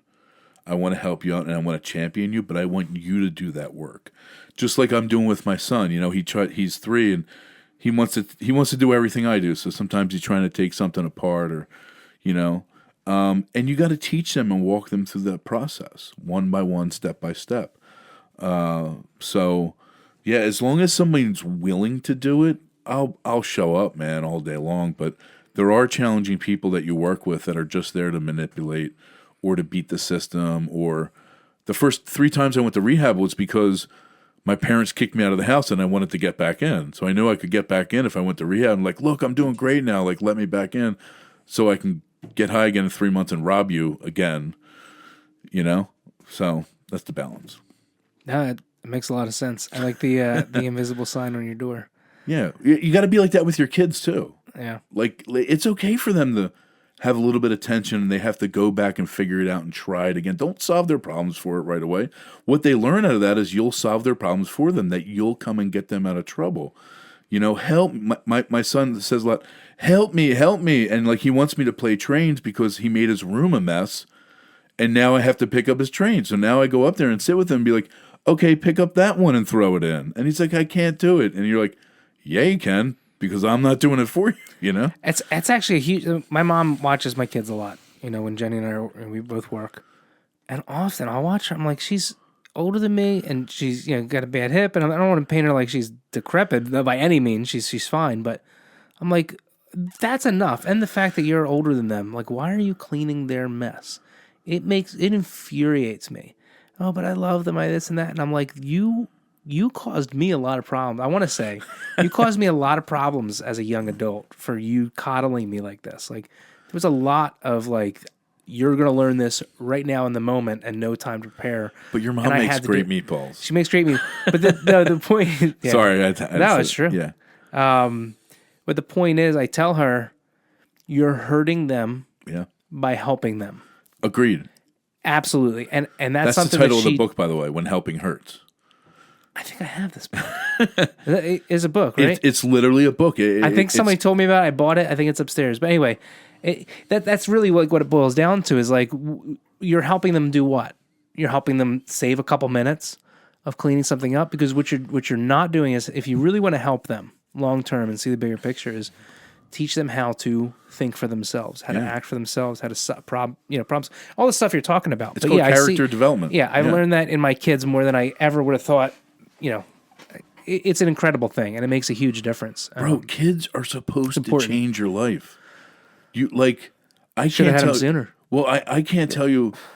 I mean, I did have kids when I was all jacked up on drugs, but now being older and being through some stuff, you look at it, you're like you see yourself in all these things, and everything is metaphorical, and you know, you see them have their tantrums and their crisis and throwdowns. You're like, oh, I kind of still do that, but like in an adult way, you know? Yeah. And you know, I can't tell you how many times I've wanted to call my mom and be like, Mom, I'm so sorry for like all the stuff I put you through, you know? Mm-hmm. Like, how do you have like a little child that just wants to hold and love you, and then a few years later is like robbing you and, you know, cursing you out and all that stuff. So I think about that with my own kids. I think like how, you know, I just try and put myself in my mom or dad's shoes before I was doing what I was doing, and just think like, man, like, how does it go from this to that? You know, there's a gap in between. I guess I just tell myself like, I'm just gonna have to learn it as it comes. But you know, I do as much preparation now as I can. But yeah,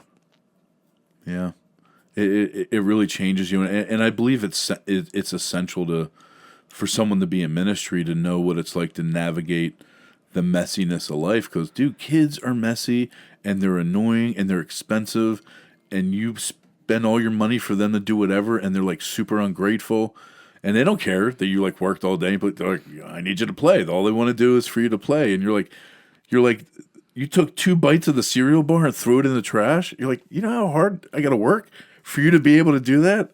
And there's no thanks involved, because all you do is generally you care for them and you love them in spite of what they give you back, but they give you back so much more. Like when we call her baby, but Ava or Max is like, dude, hold me, like just like hold me, give me a hug. You're like, you fall asleep, but you're like, this is worth everything in the entire world. You're like, it finally understood. So when Jesus gets there's a line with God the Father. He says, this is my son, this is my only son, in whom I am well pleased. And what I realize is I love my son above anything else because he's my son. He's 3. There's nothing, like, he doesn't have to do anything for me. Like, he can't paint a painting or build a statue or make $1 million. He's just my son, and I love him so much just for that. And obviously my daughter, both my daughters, I love them just because they're mine. They're my kids above anything else. I'm well pleased in them already.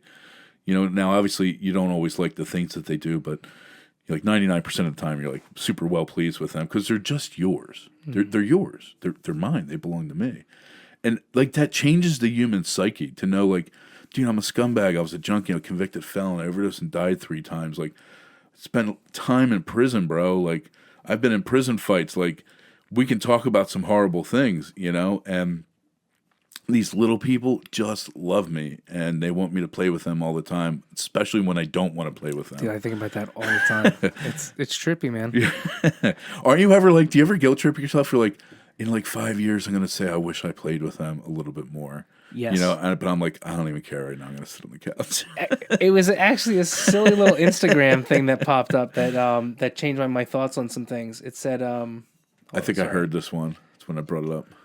Well, it was saying maybe, but it was it said something about like whenever these moments happen when you don't want to do something, he's like, imagine you're an old man sitting on a porch in your rocking chair and you're thinking back on this moment, and he's like, how do you want to remember it? I was like, you know what, that just put it in a perspective that you can't buy that kind of knowledge. Seriously, I mean, it's just that was great. It was huge, and I've been thinking about that for months now. It pops in my head every time they want to do something, and I just like, I just got home, I just sat down. It's like, just gonna plop on the floor and play with some Legos. But isn't that why you have 2 kids? Yeah. So eventually they can play with each other? Well, that's why I need 3. So that there's, Wait, does that mean you and Jenny are having a third? I want to.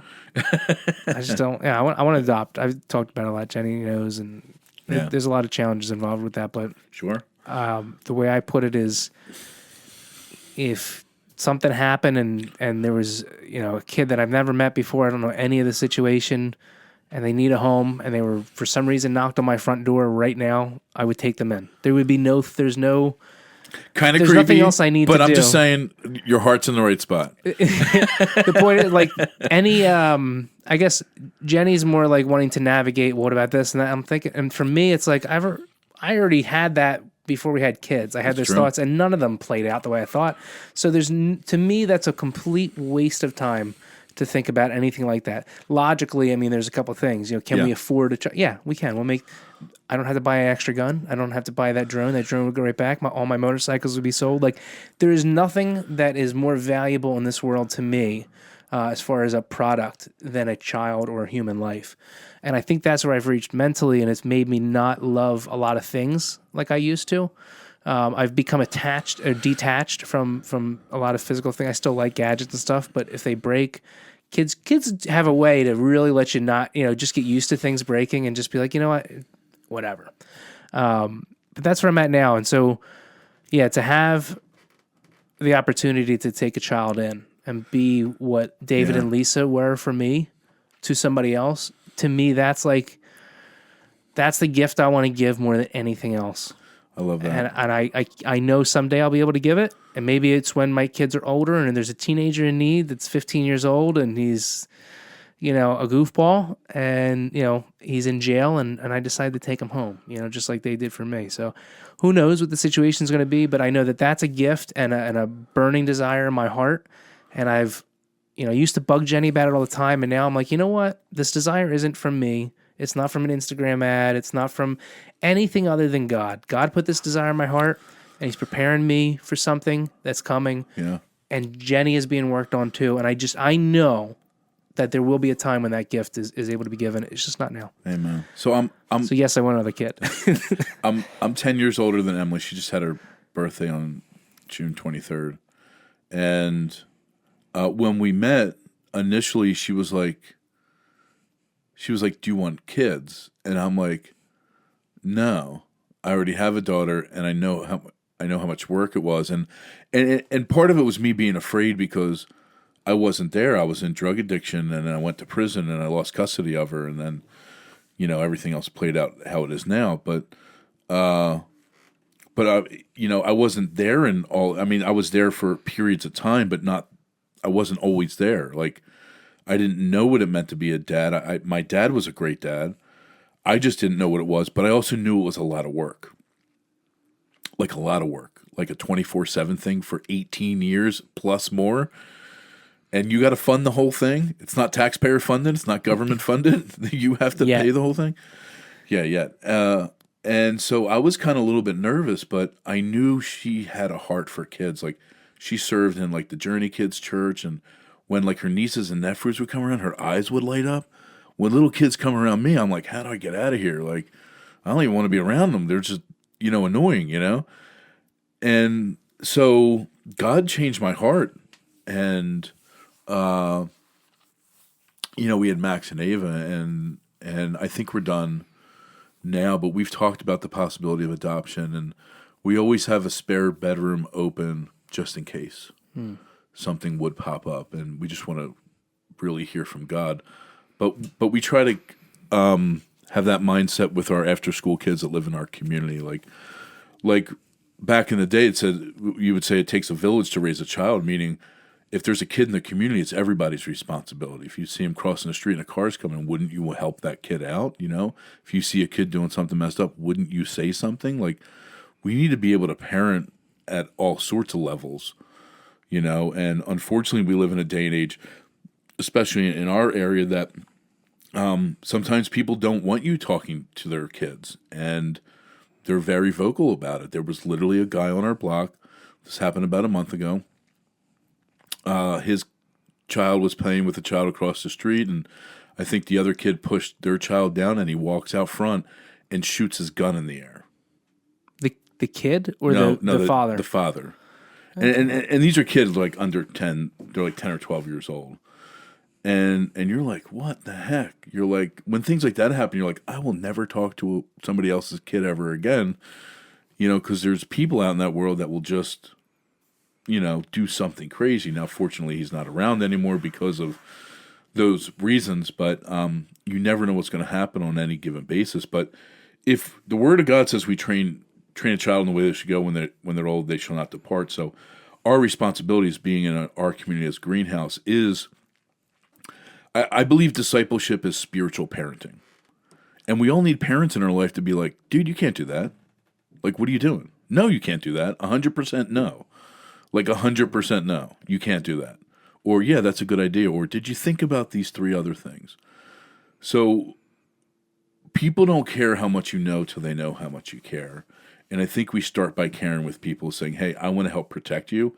Part of protecting you is teaching you what those boundaries are, the healthy places that you can operate in this area well. That's what God did. He gave us boundaries and said, inside these boundaries, this is why I think boundaries are good. Inside here is a safe environment for you to do everything I told you can do.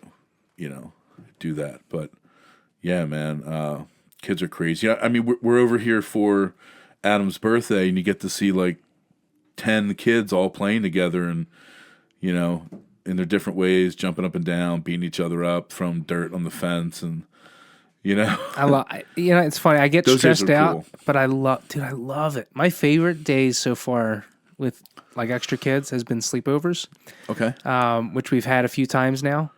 Dude, I look at it as an opportunity to just like give them the greatest night in their minds.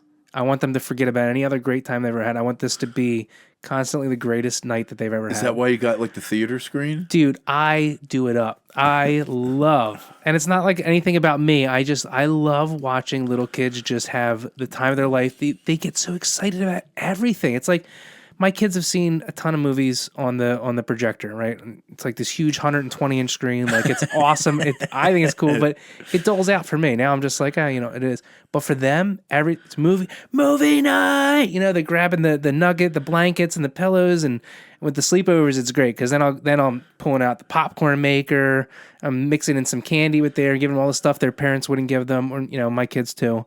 But anyway, and like video games, or hey, we're gonna go do some arts and crafts, or we're gonna do lightsaber battles. Like, I just want it to be mayhem, mess. I want the mess at the end to show how good of a time we had. Sounds like a Meredith family vacation. I love it, dude. I'm serious. But the funny thing is like, it goes back to that. Like, I don't know if I'm introverted or extroverted. Like, those moments are very stressful for me. Like, Jenny will have to remove herself when those things happen. Like, she will have to go to a quiet place, and she described it once to me as saying, like, I love to host, but I like to host from a distance. Like I like to just move around and not, you know what I mean? That's like awesome. But it made sense though, because there's a difference between like setting up and preparing and then watching your creation just unfold, or just being like, hey, I got a bunch of things and I'm gonna just wing it the whole night. But yeah, it's like as stressful as those moments seem to me, and I'm looking at the mess and I get nervous, or like, like the other night with all the kids there, they kept digging, and I've been trying to grow a lawn for like 2 years now, or a little over a year. And it's like, what are you doing? You're digging, or you're what are you guys breaking and this and that? But I wouldn't trade it for anything. Like, and a lot of that comes from just these memories of being in the Meredith household. Like I never grew up with stuff like that. Like my mom was always very open to us having like friends over and things like that, but whatever you think you might have experienced as a kid, I doubt if you're listening to this that you've experienced the Meredith household. It was, at that time, it was just constant, like controlled mayhem. I don't know how to put it without sounding like a dangerous place, because it wasn't. It was just like there was just so much going on, so much opportunity. It's kids' church. It's youth group, right? Yeah, but youth group 24/7. It felt like it just. Because youth group is like you have a cool activity. There's going to be like a wind down movie. There's music along the way, and there's going to be some teaching and some guidance in that. But you can stay up a little bit late. You can wake up a little bit morning. You can probably run around in the woods with your t-shirts off. Yeah, they're going to give you the freedom that freedom to explore. Yeah, and I always looked at like the way, like the structure of it, like, and that I try and think of that now too, like. I knew that David was working a lot, and I would hear conversations about finances and how much electrical, like things that I just can't fathom as an adult now, like the electrical bills and what they would hit, or, whatever it might be, or food bills. Oh my gosh. Like I can't fathom it. And it was like crazy that everybody had their role. Like Lisa was constantly like, whether she was cooking a meal or like, which was constant because all these kids, or calling in family, family meeting time or Bible study time or whatever it was, she was always like organizing, even though it felt like mayhem. It was all so organized to like, it seemed like that. It's like, I don't know how it could be both. It was like so contradictory. And then David's working, working Were you his there butt for off. homeschool? Yeah. Yeah.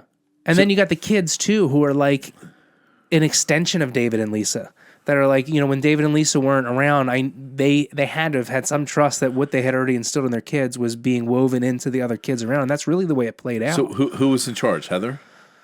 No. Adam? Adam and Heather? For me, it was probably Adam, because Adam was the boss of you? Well, for the guys. We call them the guys. No, listen, nobody's the boss of me. Jenny, did you hear that? Okay, never mind. It's funny. I always said to Adam, like, you might be younger than me, but you were definitely viewed by me as an older brother, because he has always been an old man. No, like even talking to him now, like he's just still like, he's always seemed so far ahead, in life than me. And I think a lot of that has to do with the fact that he's been clear-minded, and in his walk with God has just helped him to focus on things that were actually important. I mean, he's not some nerd dork. Like he has fun. We ride motorcycles. Like I don't want to paint him as if like, all he does is he's not a very serious person all the time, but he seems to be able to manage his life well. At least I'm sure he would argue this, but I've always admired that. And even at a young age, like we'd all be going crazy, and then I'd be falling asleep at work because I stayed up all night. And Adam was like, "It's 8:00. I'm going to bed." And it's like, how do you do this with all your friends over? But he's always just been like a very level-headed, responsible person. Like, well, and again, I that's when I went back to, and because I did this with Kira when she was young. Like, I think that there's a mindset that people hide things when they're in the church. They're like, "Oh, don't let them see a dead body, or don't talk about death," and I'm like, no. You know where my daughter would go with me on a missions trip, and I my kids have been there already. Kensington. I'll take them right to the streets. We'll go out. We'll do outreach together. Now, not in a way that's dangerous, but in a way to expose people to the dangerous things of this world.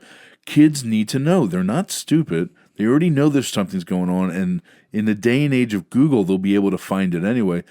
Kids need to learn how to make analytical decisions based off truth, and they need to be exposed to everything, because if not, they're going to find it anyway.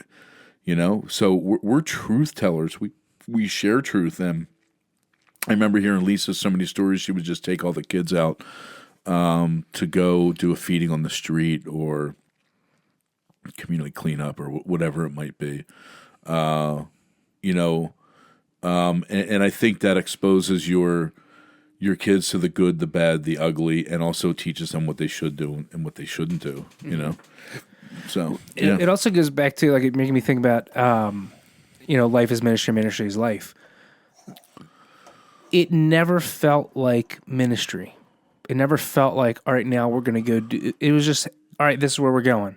Because when we were doing it together as a family, and I guess this is what I'm curious is if it sounds like it's like for you now, where you're doing everything together. Where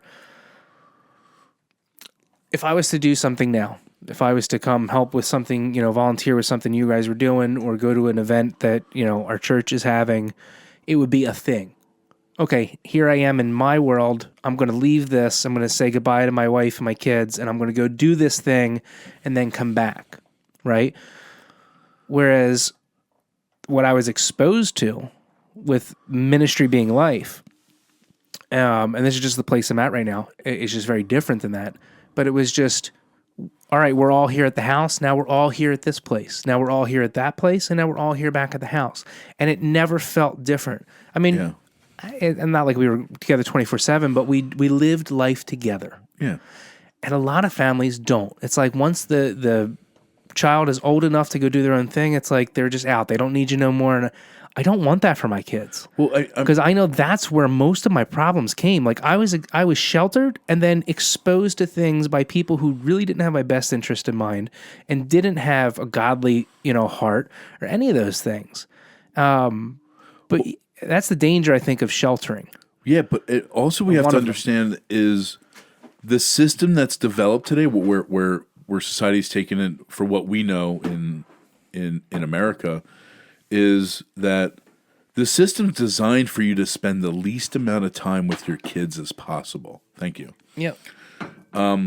So, for instance, let's say you have two kids and there's a husband and a wife, both of them work, both of the kids are in school, and they both play activities. You're away from them all day from whatever, 7 a.m., 8 a.m. until you get home at 5 or 6. There's somebody there to watch your kids, but they also have to go to a sporting event and come home and do work. Like, how much time do you actually spend with your kids if you're doing all of these activities? It's almost like the system is being designed for you, for the family, for the nuclear family to be broken down. When there was a time, and let's face it, nobody can say, "Oh, it was so great living in 1895." Before 1895, 99% of people lived a horrible existence. Everybody, everything you had was made from scratch, almost everything. So, there is very few places you're like, "Oh, all right.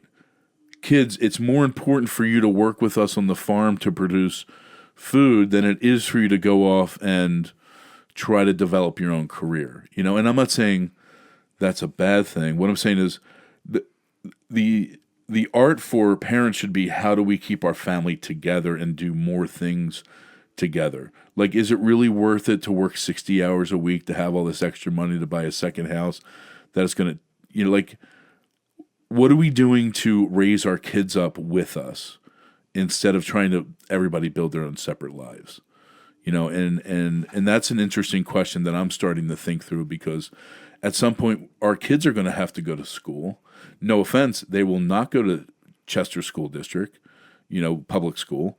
And I'm not saying just because of Chester, I would never send my kids to the public school system. And I know people may not have the means to do it. I would personally homeschool my kids myself. That's where we're at. Before I would send them to the public school system, because there's no chance. Well, first of all, they're not teaching people the Word of God. They're not teaching a balanced diet of education. And there's no there's very little practicality. Like when I went to school, you still had wood shop and metal shop, and most of those things go off the table. There's no teachable skills that they're being taught anymore. Like nobody's being taught the basic things you need to survive. And I'd rather get basic education back into my kids through activities, and then you talk to homeschool people, you're like, "Oh yeah, I did my homeschool today." You're like, "I'm done at 11 a.m." And you're like, I went to school till 3? Dude, What is this? I would be like, all right, today's math day. I'm gonna get I'm gonna get the month of May, or we're in June right now. I'd be like, all right, I'm gonna do June's math. Seriously? Yes. And what do you do? Just like answer all the questions in a maybe book? a day or two. No. Take some tests, read some pages? So think about what you do in school, right? It's like, all right, we're on multiplication, right? Yeah. You got a whole week of just teaching you what multiplication is. It's just a chapter, right? And I know I'm just like kind of winging this, but I got a week of that, right? Now, what do you do for the next 3-4 weeks? Math problems over and over, proving that you could do multiplication, just slamming it in, slamming it in, slamming it in. But most of that class is spent corralling the children, making it to class, talking a little bit, then handing out the papers, and you got this. What is a period like for school? Was that like 45 minutes? I don't know, an hour, 45 minutes, something like that. Let's say it's an hour, right? At least half of that, or even more, is spent dilly-dallying, handing out things, getting situated, and the percentage of actual work that's being done is so minuscule. And the other thing is, when you're around that group of kids, they might be asking questions that you didn't need to ask. You're trying to handle one lesson for all these kids that are thinking all different ways. When it was homeschool, it was, here's the book. It's got everything I need to know in this little tiny chapter. And then here's a couple places, or here's a couple paperwork, piece of paper that I have to go through and score to a certain amount to prove that I've learned it. Why do I need to do that over and over and over and over? Because the next week or the next lesson is just going to be built upon that. So I'm still going to be using what I learned, and I'm just going to be building on it. Yeah. So there's no reason to just do just that and slam into my head to where I hate going to math class and I don't care about my grade anymore, versus just, hey, here's like 6 months of work done in a few weeks. It's so inefficient in school. It's mind-boggling. Also, I question or if people were actually designed, especially children who have this raw energy, are they really supposed to be sitting behind a desk for hours and hours and hours? Absolutely on end? not. I think it's absolutely designed to crush the spirit. I don't think that's a conspiracy. I think it is designed to crush that inner thing of being a human to try and create workers, which makes sense because if you look at the country as a business, which it has to run it runs as a very poor business, bleeding money everywhere. But if it's trying to create workers for the workforce, because each person has a number, right, of the value that they, it's good for more people to come into society if they're being raised to work, because it's going to provide more products, more money, more taxes for the government, right? And that's a weird way to look at life, but it's a reality. So it makes sense to me that that's the way school works, but I don't think about that on my own, and I'd rather teach my kids without crushing them. I'd rather raise somebody up who's not afraid to start a business, who's not afraid to go out on their own, who's not afraid to create money rather than have somebody else give them a job. When I've had these conversations with people, the first thing they ask are like, well, what about their sociable skills? The interacting with other people. And I'm like, I don't care about that. I don't care about how much, if I could go back for my life, no offense, I wish I was the nerd of all nerds. Yes, I wish I was the kid that decided to do the right thing above anything else. Yes, I'm glad where God led me and where my life is today and have the opportunity to help people. But I wish I was the kid that didn't care about the sociable skills, and I played every sport available, and those things are great, and they're fun, and they're exciting, and it teaches you a lot about leadership, and those lessons should be taught. But I find more value in my children spending and worshiping God on Saturday or being at an outreach program than I would with them playing a football tournament on a Saturday and a Sunday, and I got to take them out of church, because my first position in raising kids always has to be introducing them to Jesus Christ and Him crucified, and understand that them knowing Jesus is more important than anything else. It's not being a worker for anybody else. It's not to go into college debt and to do that. It's to be led by God to be useful for service. And we in this world for believers, we need people that are highly educated to be doctors and lawyers and do all this schooling. It's not meant for everyone, though. Today you can make more in the trades than you can in some of these businesses. When you think about coming out of school and having no debt and going into a trade program for 6 months or 18 months, and having a workable skill when you come out of these trade schools with no debt, and right away you're making 60 to 100 grand a year entry level. You can learn coding that way. So getting people to go through school and then go off to college actually becomes a big wealth generator because of student loans. And so I think there's different ways of doing things now, and fortunate enough, I think we're in a great community, meaning the fellowship of churches we're associated with that we're looking for a homeschool fellowship. We would actually like to start one at Greenhouse. We'd like to have a school, there, if it's an extension campus of another school, or I'd be interested a group right of off moms, the bat. Where we could do our own thing. But We just did that. We got our kid. Well, Thatcher's going to start a co-op. really, Yeah, starting in a co-op where everybody kind of takes a little bit of the weight. And Jenny went for like an orientation to meet the mothers. Now it's not close to the house, which is the only downside, and it's in a place that I don't want to go, which is on the other side of the bridge. I have a lot of anxiety going to Jersey, so I don't like being there for almost anything. So that's the only downside. But I didn't realize that stuff like that even existed. Is that I what just wish Heather it was does? closer. Yeah, I think it's the Okay. same one. So I'm excited about that. But I wish it was closer to home, and I wish I had the time or Jenny had the time to do it all here, which I think it'll be Yeah. kind of mixed up, like a couple days there and a couple at home. But yeah, I just had, you were talking about the time you get with your kids. I don't know anything about the study, so take this at face value, but it was something about the amount of time that the average person, the average working family gets to spend with your kids. And it's like, we're not counting dinner time or because, unless you're having it together and talking, but they were like, the actual time with your kids, it was something like 36 minutes. And I thought, that's insane. This has got to be wrong. And then I started thinking about it. The amount of time, I think about, for me, getting home, I have, say I get home at 5:30 is probably a That's good an average. early day for you. Well, 5 would be an early day. So let's say 5. Okay. If I get home at 5, my kids are in bed by 7. That's 2 hours that I have. Some of that is spent with me getting changed, me decompressing, even if it's for 10 minutes, just sitting down in my room, just kind of like relaxing, or getting a shower. Now it's 6 o'clock, right? I've got got a couple things situated. I'm cleaned up. Come downstairs. There's now 1 hour, and 15 minutes of that hour is going to be them going to get dressed and getting ready for bed at 7. And I'm like, well, I get that if somebody wasn't planning to spend that time with their kids, it could be even less, right? If I was coming home to do more things. And that's why I think it's really a problem I am completely anti-homework. If you, first of all, the amount of time it takes to teach a homeschool student Yeah. something versus school, and now you can't even teach them enough in the school that you have to now send them home. You have to take my time with my kids away. And homework, I started seeing a serious influx in the amount of time it took to do homework when I was, towards the end of my going to school years.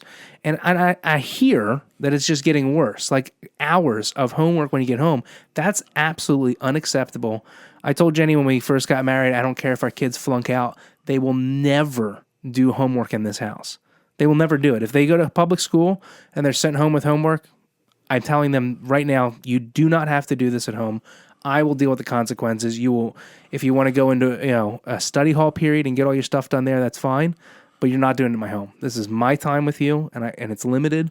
And that was something I was very adamant about. Now watching the way schools are handling things and I think they're crossing lines left and right. Was just really overstepping their bounds with who is the real, who has really got the best interest in this child. It's sickening. So, there's a lot of reasons I don't want my kids in school, but the biggest thing is that I don't know what the influence they're getting is, but I do know that it's not from God. I do know that it's not going to be Christ-centered or even just morally where I want my children, because that's not how kids are. Even if all these parents are teaching their kids that, if they're then sending them to a place where they're not going to be held accountable on the things that I think are important, well, that's not going to work. Well, I didn't need the internet as a kid to get dirty stuff like pornography. You just go walk in the woods. Well, yeah, not only that. Find somebody's but, spot. But I had like 10 friends on the block that their dads were into something. My dad never did any of that stuff, but there was somebody else on the block that had something. So back in the day, the internet was going to see Johnny down the street and finding out what was going on from him, because that's where you were going to learn the curse words and birds and the bees and all that stuff. You're to learn it from other people, and I think that's back to one of the points we made earlier is I'm going to teach my kids about those things and expose them to what's good and what's bad, and say, yeah, there is things like pornography. There is things like X, Y, and Z dangers to step out on, and I think we need to talk about those things at home, because that's what prepares your kids to go out. I don't want to have to send my kids to a school and ask the school to prepare my kids to live the world. Now, I get it. You do need a balanced education, but I want to be able to foster that in the home and in the church as well. And I think it's important, especially as we're trying to raise children with a prescribed set of morals, a morality that never changes, called the Word of God. We can base it off the Levitical law. To know that these set of standards are never going to change. God's Word's never going to change. It's never going to be different. There's never going to be a new idea or a new parade in the next few months. It's going to be God's Word, Jesus Christ. It says Jesus Christ is the same yesterday, today, and forever. He's always going to be the consistent. He's always going to be the same. There's nothing new under the sun. If something else needs to be new and developed, it probably didn't come from the Word of God. There's probably a 99% chance that somebody made that up. Bob touched on that this past Sunday, talking about that. He did, and I was actually there. But we're raising our kids to prepare for a future, right? Mm-hmm. Like, we can say one of the downfalls of our systems and the dangers we have now, it's not because the school system has been failing people. It's because the home has been fractured and it's been broken in many places. Everything, all the building blocks in life that we get all come from the home. And it doesn't mean people travel out and, join all sorts of interesting universities and develop their own way of life that your parents pay for, by the way. It's more about setting the standard and guiding your kids along the way, if that makes sense. Absolutely. Anyway, that's my mindset now. And I just want to say, for everybody listening, I have a 1 and a 3-year-old, but I also have a daughter who's 17, who's half normal, half annoying. 17. So I get both weird. sides of it. Yeah, she's going to be a senior next year. Dude, that's bizarre. Yeah, she's going to graduate, and she's had a interesting way of life, but I think she's back on track now. So that's great. Yeah, school's one of those things, man. I don't think we need it. I think we need it, and I think it's if people are waking up, including myself, to realize it doesn't have to be like this. You need it if you have to go to work, and both of you guys have an income. But I'm saying who's going to watch your kids all day? You pay the public school system to do it. Yes. No. I mean that's how a lot of it is. A lot of it is just they're watching your kids while you're at work. They literally are. Why do you think it's between those same hours that you're like, oh, I just happened to be at work during the same time? If a family is together, I would venture to say you could live with less and have one parent stay home, and that's more valuable. Yeah. To me, everybody's going to live their own separate life. You live how you want, but for me, I'd rather live with a heck of a lot less. I'd rather be living paycheck to paycheck, totally broke, asking God where everything's going to come from, and have my kids, with me than to trust them in something like that. Like, that's how, to me, that is like a very defining factor of like where my kids are going to end up is the public school system right now for this day and time, especially with a lot of things that are coming to light and what's going on in these public schools. And it's one of those things where it's hard for some people outside of God to understand the anger that I have in a lot of the things that are going on in schools. But the way I can describe it is the way I have an issue with like Disney. I got rid of Disney. When you go onto these streaming services, I think all of them have some sort of, or most of them have a means of a child account, a kid's account. And I think a lot of people think, oh, this is a kid's account, watch whatever you want. It's like, well, what did they separate from that. When you go into Disney, it's like, they had all the different options, and it's like, this stuff has this kind of content, this kind of, whatever.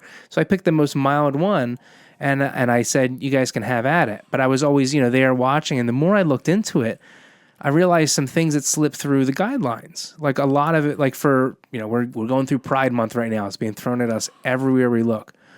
I don't have an issue with certain people because of their sexuality, but I also don't want to know about it. And I don't want my kids to know about it. A lot of this stuff is like kink and not just like sexuality. It's like kink. It's definitely like extra. And, morally, these streaming services don't view that as being inappropriate for children. So that's one of the things that I correlate with the school too. It's what they think is appropriate for the kids or for that age, even though I know that they're going to kindergarten and what they're learning is kindergarten appropriate. Well, to who? And that's where the problem lies. Well, do you get to see the curriculum that they're taught? That's what I'm saying. I don't know what they're actually. I assume that what they're teaching is based on the age of the child.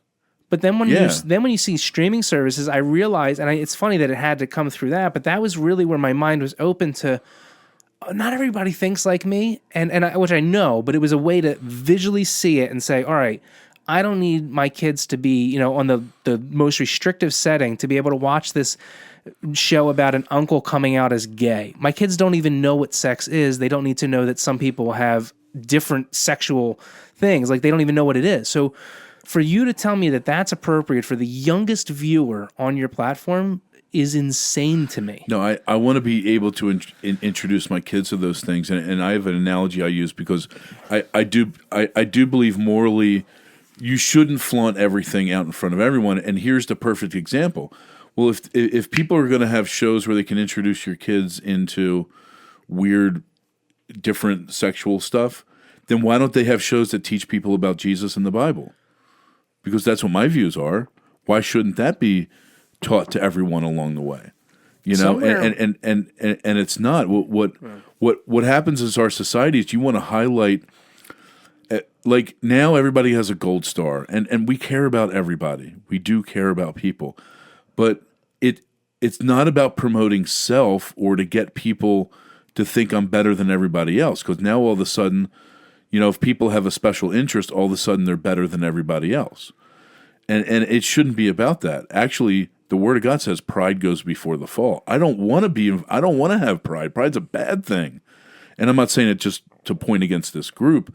I'm saying we always say it's like have pride for your school and have pride, in your country, and we should want to highlight things, but we should want to highlight what God does and what God does more, and deny the self. Or our job is to deny the self. Flaunting all these things everything isn't good. It's not good. Like I don't think it's good to have these wealth magazines where you put somebody on the cover because they learned how to hoard billions of dollars. That's not good either. Yes, it's good to have finances to help people along the way, but there's a point when somebody says, you know what, this is actually dangerous, feeding a certain behavior set, and that shouldn't be taught in schools. It should be basic education that people need. And that's my dangers with the school system today, especially because in the urban area where we live, our school districts rank close to dead last in the state of PA. The kids that we work with are years behind of what their actual school years are. Most of the kids have a problem with reading comprehension and basic math skills. I'm sure COVID didn't help with that either. No, it set everybody back. It is pretty bad. I'm nervous to see what wave is going to hit us from this generation that went through whatever you want to call the school for those few years. Well, we have to get back to a system where we say this is what a truth is and this is what a lie is. And it's okay for somebody to say, I believe that there's a gazillion genders and I believe I'm a toaster. And somebody to say, that's ridiculous. That's just not true. We just have to be honest about things. It's weird that a lot of this has come from just fear of offending. We've let ourselves go to some crazy places for what I can only imagine is fear of offending. Bro, in my house, I was offended every day. Crazy. You want to tell an old school parent that you want to do something, and they say, no, you're not doing that. This is what you're going to do, and you're going to like it when you do it the way I want you to do it anyway. And you're just like, oh, okay. It's good. The younger generation seems to be waking up to the fact that wokeness is not cool. You could see it in a lot of YouTubers right now and a lot of, just streamers. And I hear it being talked about even on some podcasts I listen to, just that wokeness is kind of having a backlash. But it takes away the weight of the original stance. So if somebody says, I identify as a woman, listen, I have no problem with you thinking whatever it is you want to be in your life. Go and do that. But you don't have to force your beliefs on me or to think anybody should care that you want to talk about that openly. That is an important part, too. Nobody cares. I don't care. Absolutely. I wish you well. I hope for the best. I want to see you get saved. But my point in life shouldn't be walking around for everybody to believe, like for everybody to hear what I'm saying. I don't get that. One of the most frustrating parts for me is the fact that we're even having to talk about this. Like the amount of time that all of us that are involved in this are hearing about these things, the amount of time that this information has to come into my ears and I have to process this lunacy is just insane that we've hit this point where this is how far I think often about the Bible. I think it's in Romans where it talks about God will let them over to their debased minds. Romans 1. And there will be scales over their eyes. That is all I keep thinking about. I think, am I walking through this? Because there's no way that these people believe the stuff that they're shoving down these people's throats. I can't This is what fathom it says. It says, although they knew God, they worship and served him not, and worship the creature over to the creator. That's what the scripture says. And it says God gave them over to whatever it is they want to do. That's the scripture God I'm is thinking about. such a gentleman that if you want to go crazy and think that you're a cow and you want to love cows the rest of your days, God will let you do that. And it goes back to this. I wouldn't let anybody force my daughter into a relationship. God will never force you to love him. He'll never force you to marry him. He'll allow you to wander your own way. But what people fail to understand is we're choosing what's going to happen to us later now. So if you don't want to be with God, go and do that. But don't think you're going to get a free pass and you're going to be with him later. God doesn't grade on the curve. Well, that's an interesting thing because a lot of people look at what you just said differently. They look at it as, why would God punish me and send me to hell? Why would God doesn't send anybody to hell? Well, that's the thing. People you are choose choosing their own path. your path here. You choose to be with God here. Well, then you're going to be with God afterwards. Like hell, one of the craziest things I learned, and I was like 16 years old when I really learned what hell was. It's because I was scared into being saved, and Most then I learned people more about. It was a Columbine play in Jersey at this very evangelical school, and I was really affected by that as a kid because it scared me. I didn't know things like that could happen. I was really exposed to just a lot of cruelty and violence in the world. And I went to this play, and not to get sidetracked on this, but I want to share this part. It was really heavy. I'd never seen a play before outside of like little kid stuff. I didn't, so this was very a unique experience for me. So I go in there, and it was, I'm watching the kids go to their home school, and we're watching, and they're kids just like me, and then all of a sudden, the shooter comes in, and he's just blasted, and it was a very in-your-face type of play, and the part that really struck me, which was, because it was from a church, is that when the kids died, in the play, then afterwards it showed them all coming face to face, with their eternity. And I had never thought about life like that. And it's like, oh, they're not being punished at this point or being blessed for their good deeds or anything like that. It was like they were going to hell because that's what they had already chosen. Not, I don't know. You can argue with like kids going to hell and all, but that's not my point I'm trying to make. I was terrified into it because they made hell seem like this, just like a nightmare, like a horror movie is how it was. I was so terrified sitting there. I thought, I'm going to this place and I'm terrified. And I didn't really even understand that that the creatures that they had in this play, I didn't want to be anywhere near it. And the only other time I'd seen anything from hell was actually the movie Ghost, where the shadows come out and get you. Jeez. And I was always afraid of those as a kid. Yeah. I don't watch horror movies, by the way, because of that stuff. It's freaky. So that was my experience with hell. And so I was scared into it. But then because of that, I had this fascination with hell. All I wanted to do was read the Bible about hell. And there was nothing. I wasn't getting what I wanted. So then you start going to the internet or other people and books and trying to find out about hell. And it took me so long to realize that the scariest part about hell is the separation from God. And I heard it put recently in a video I was watching where a guy said, a girl was talking to a street performer or a street preacher, and they were talking about hell and some of the things we were talking about. Maybe you saw the video, but he saw ahead of time that this girl was leading towards, well, if I go to hell, you're saying it's not this tormenting, it's just separation from God. You're telling me that's the worst part. And he saw her leading towards what a lot of people say, well, I'm going to go party in hell with all the, the fun people. And he said, all those things. And he did it so respectful to her. And it wasn't like a way to sneak around. He looked at her and he said, I could tell you're smart. And she was talking like, in well-spoken. He goes, you're beautiful. You were given all these gifts and the personality you have and your interest and your curiosity right now. He's like, those are all gifts from God. He goes, so when God goes away, so do those. Yep. He goes, it's not going to be a party. God it's is going light. to be you will have no light anymore. If you think about freaky, it, man. People it's think, terrifying. People think you're going to go there being tortured by Satan, but hell was created for Satan, for him to be tortured and all the angels that fell with him. It's a place of torment with people forever as a result of choosing not to follow and believe in him now. And we say that like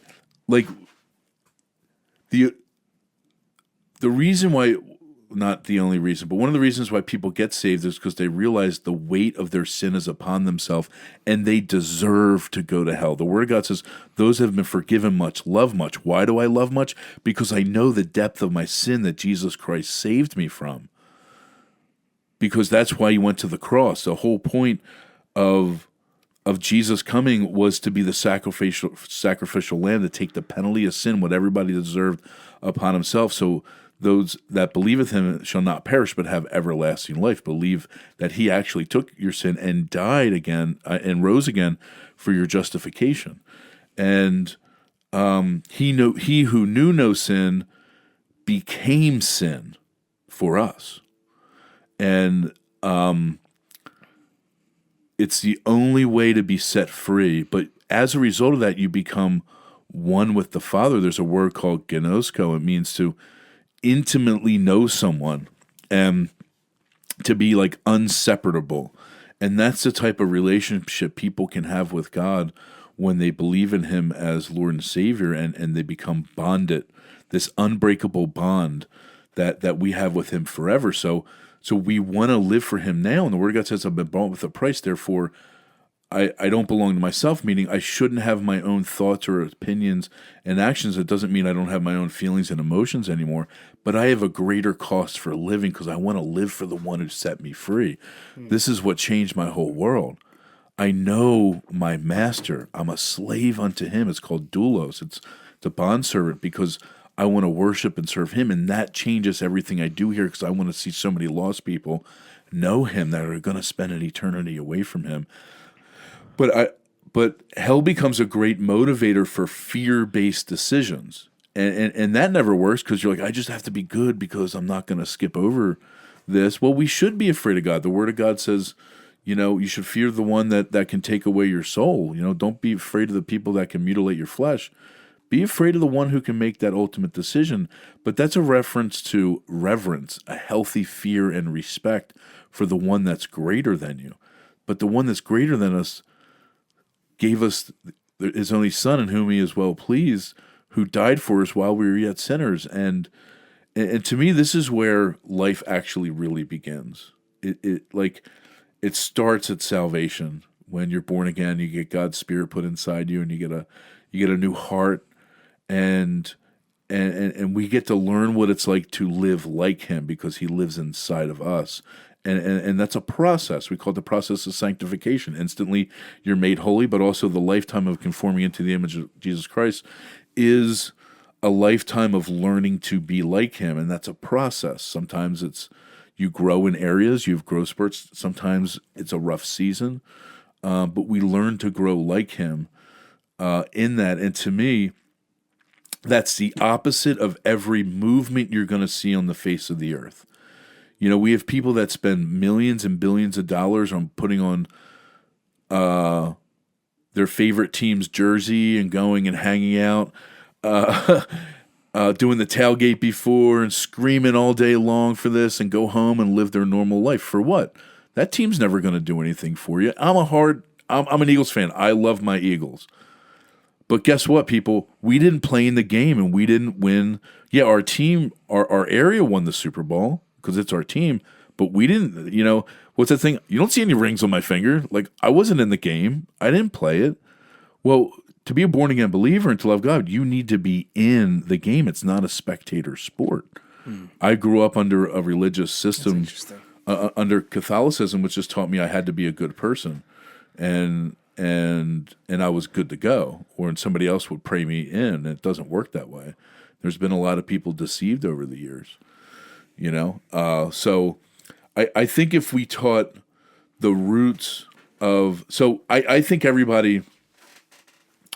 So this is debatable, all right, and it may not be a big deal to you, but there's a lot of Christian circles that won't teach the 12 steps of 12-step groups. They started with AA, which came out of the Oxford group that had 6 steps. The Oxford group was a movement of born-again believers in Jesus Christ out of a church that put together a few scriptures that would help guide people into being set free. And Dr. Bob took those and made 12 steps out of them, which I think are great discipleship Yeah, I didn't know that they were originally. I knew the story, but I didn't know. I thought they were always 12. I didn't realize No, that. it came out of the Oxford group. It was a Christian group, and all of AA was influenced, not the early Dr. Bob and some of the early people were influenced by being born again by the gospel of Jesus Christ. And it took a different turn at some point, but they still respect the roots of it. Now, I'm a fan in teaching the biblical roots of 12 steps because I think it's a great discipleship tool, and we talk about the scriptures behind them. But the challenge with recovery today is people highlight like AA is going to save your life. And AA will not save your life. Now, if you follow their principles, the root principles to recovery, yes, you can be abstinent and never drink or use drugs again, but that's not the goal. The goal is to be delivered. The goal is to be set free. The goal is to be redeemed. The goal is to be made new. And that's what this is what schools are missing, and businesses and people that are looking to highlight themes and get behind banners and months and celebrate different people and things throughout the year. It's not bad to celebrate people, but it is bad to highlight individuals and make people rock stars. You know who we need to make rock stars? The mom and dads that go to work every single day and provide for their kids, the people that have laid down their life for freedoms in this world. Congratulations, you can sing some songs and you sold millions of records. You're not a hero to me. You're not a hero. You know, you're not a hero because you play basketball. Congratulations, you win the dunk contest or whatever. You're not a hero. That's not what a hero is. You know what a hero does? A hero lays down his life for his friends. A hero stands up and does the right thing when nobody's looking. You know, you don't have to be out front in the open to be a hero. One of the things I wanted to talk about, I think this is a good time, is heroes and raising up individuals. I know that in my community, which, I mean, it's kind of all different things. I have my community of where I live. I have my community of my church family. I have my community of my actual family, my work family. But in all of those places, like, we all have things that we can look up to that are promoted towards, like, the style of living, I guess I could say it. I don't really know the best point, but advertisers, like the group that I fit into, the things that get advertised to me, the type of people that get promoted for me. I feel like I have a lot of options. I have a lot of different options. Some of them are going to lead me down, you know, if I wanted to be like them, some of them, if I wanted to be like them, would lead me down some dark paths. Some would lead me down some financial paths. Some of them would lead me down some just whatever, just a happy life path. There's all different options. I am so far out of the community that you live in that is primarily black and impoverished. And as much as I don't like to separate things, because I think we are all living the same life, same journey, just different surroundings, I can't help but feel like, specifically for those groups of people who are both black and impoverished, and please let me know what your thoughts are if I'm way off base, it seems like they have a lot of really bad influences that get raised up by, you know, the influencers that seem to be promoted towards that group of people seem to be further leading them down a bad path. And I don't see much positive influences on, in the magazines. A lot of it really comes down to just like the rap culture, which started out very different than what it is now. Or just like drug addiction and just money and this, and it's not even just like black poor people. It's kind of like infecting. I look at it as an infection, infecting this nation. And I'm just curious, you're dealing with young people. Do they look up to this kind of stuff? Is this a reality, or am I just being fed this through my Instagram? Well, it's not just the urban areas. And I think a lot about this. So me, the definition of a hero now is not somebody because they become rich and famous. It's the content of their character. Dr. Martin Luther King Jr. was 100% right. We should want to see people and judge them based off the content of their character, not their outcome. So they say a lot of people in sales tend to be manipulative and kind of shady people, And how do I know? Because I lived that way for a long time. Like, you're a constant manipulator. You're a salesman, right? You're always trying to use the typical. I'm not saying all people are like that. They're obviously not. I get the type you're talking about. Yeah. Yeah, so we tend to look up to people on the things that we're taught to value the most. So what are we taught to value? Well, if you have money, you should be valuable, right? So you watch a documentary about Steve Jobs, okay? Started off as like a hippie, a normal American guy, and becomes a founding person in this company, and really is not a good person of character. Yes, innovative. Yes, moves people to do things. Yes, helped launch things. Did he ever design a microchip? No. Did he fire a lot of people and cause people heartache along the way? Yeah. Does anybody talk about that? No. They want to know, he invented the iPod. No, he didn't. He was the CEO of the company that yelled at people that did something that he wanted to do. And like, now he's my hero? Fast forward toward the later years of his life, you see him as a humble guy. And he realizes he doesn't have to yell and scream and push. He can still motivate people. And then he comes to the end of life where he's dying of cancer, and he's a completely changed person. So our young generation today are going to value what we tell people are valuable. I'm on a panel sharing I got called into the city of Chester to sit on a panel of, there was just a large panel for the youth, and I was specifically there to talk about addiction. This is what I said. I said, all of us people up here have to stop telling people what cool is going out to a club and drinking and smoking weed and do all these things, because the next generation is watching. And when they see once they see what we think is cool, that's what they're going to want to do. So at an early age, I wanted to go drink and party and doing stuff because that's what the older kids were doing, and that was the cool thing to do. You know what you need to make cool? Normal stuff. Make cool normal stuff. Make that the priority in your life. If you're out every weekend out drinking or smoking or thinking you have to go to a party for your life to be great, your next generation is watching. Your kids are watching that. That's what they're going to do. If my hero's going to be people that get on Wealth magazine cover, I don't even know if that's a thing, then my son's going to see that and he's going to think that's what's valuable. You know what we should be seeking after? Knowledge. Proverbs is clear. Don't seek over knowledge and wisdom over choice gold and rubies. Gain understanding, gain learning. That's more important and powerful than anything else, because those things can create wealth and all the other things that you may need to survive out of it.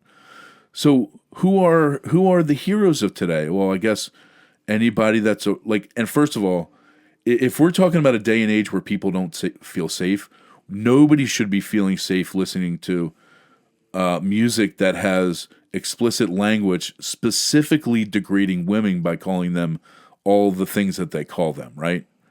And we think that's cool. And those people are heroes to us? Are you kidding? Doesn't that just reflect the morals of our country? If people want to talk about not degrading women, why is there a whole pornography industry that nobody ever talks about going after? That exploits minors and does horrible things. Well, there's no doubt in my mind there's double standards. And there are certain things that we try and act. I hope I'm not falling in this category, but when I look at politicians, it seems like in some cases, they're willing to go to some degrees that I think are completely foul and inappropriate. And then other things, it's like clutching their pearls because someone said something inappropriate. I'm like, what game are we playing here? Like, what is really, it has to be money. And like the pornography thing's an interesting one for me. When you look at the amount of money that is coming from that, to me, that's all I need to know as to why it's thriving the way it is and why it's getting a pass on a lot of things, why they're not going after, a lot of these young girls that these underage women that are being pulled into this.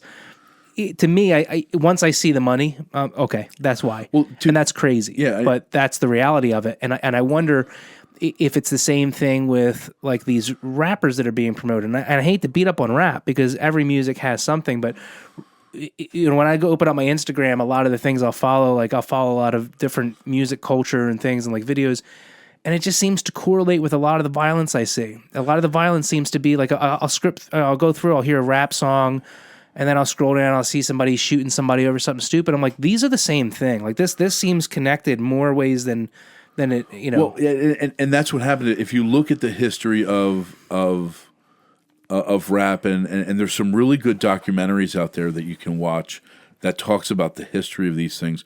When even back in the day with Ice Cube and these guys and early Tupac, they said there was a music that developed that actually reflected what was going on in people's neighborhoods. And you see this back in the day with, the early rap was fun and silly, but once what they would quote unquote call gangster rap, and I'm not endorsing anything, this was the first time that actually things were being spoken of, like with NWA and Dr. Dre. It's the first time that people were actually speaking about the violence that's happening in urban areas, predominantly with black people and people of color. It's the first time that became national information. It became through music. So I understand that you're going to speak about what you see every day, and we shouldn't deny what's happening in areas. But the question should be, why is those things happening in those areas, and why do people want to emulate those things and produce them over and over and over again instead of saying, how do we stop this? And I've often there's some music that Tupac put out back in the day where he was saying, like, how do we actually stop these things? Like, how do we stop the circle? So he seemed like somebody that was very conflicted because I listened to a lot of Tupac growing up and Biggie and NWA and West Side Connection, Ice Cube's album. Like, I loved that stuff growing up. But I learned to live my life based on, because they're still in my mind by memorizing a lot of rap music as a kid and a lot of metal stuff, and those became my proverbs for life. Was to memorize. That makes sense. Yeah. But I think when you listen back on that old stuff, they were talking about it and they were glorifying it in a way, but not like today. Like when I really see a difference, like 50 Cent, I don't know how much you listen to 50 Cent or have in the past, but he was somebody that really formulated I know he a wasn't lot. a party guy. He didn't do drugs. He didn't really drink at all. He was very... But you don't know that until later, older 50 Cent, right? Younger 50 Cent, a lot of people didn't realize that. Because he got shot however many times and then, survived that and this and that. And he's like this hardened gangster that made it out, right? And now he's this entrepreneur and this businessman. But that was the first time where I could look back and think, like, I wanted to be a violent person because of that music. I wanted to be a drug dealer. That's all I wanted to. all of that. Like, I started selling weed at my school because of Get Rich or Die Trying. Like, I wanted to be... My buddy wanted to be Nino Brown. That's funny. From New Jack City. Yeah. And so this is I guess, sorry. Go ahead. The thing I wanted to say, because you touched on it, and that's what I guess I don't understand is, especially in the Chester where you're living, that's where these, that's the same kind of culture that's being wrapped around in this music. I can understand some kid in the suburbs listening to this and thinking it's cool, but for the people that are actually living it, they know it's not cool. They know that a gunshot is not something like to brag about, right? I just don't see how it still gets idolized and something they want to emulate when they live the reality of it. Well, just to equalize what you're saying, Tupac said, take the evil out the people, they'll be acting right, because both black and white are smoking crack tonight. So it's not about a color thing right? It's about evil. There is real evil in this world. There is a real devil. There is real sin that is tempting people to do evil things all day, every day, 100%. And the agents of Satan live in all sorts of various spaces and places. And some people may not believe in this stuff, but they possess people. And demons definitely have people working in the Congress, in Senate, in the House. They're judges, they're peoples of influence, but they're also regular people on streets looking to devour families and individuals. And I look at a lot of things that happen instead of looking at the individual. I understand that this is an agent of evil, and I'm not just saying rap. I'm saying anything that pulls away from glorifying God and worshiping Him as Lord and Savior is glorifying evil in some way.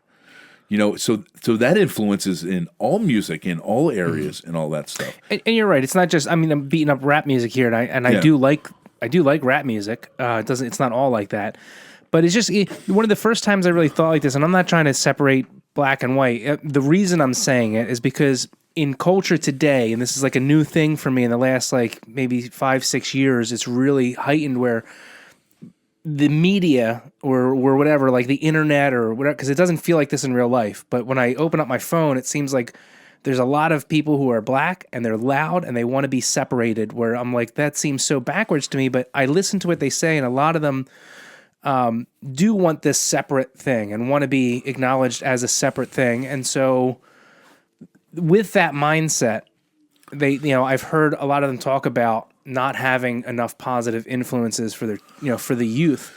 And if you are going to separate yourself, so for me, like, let me backtrack.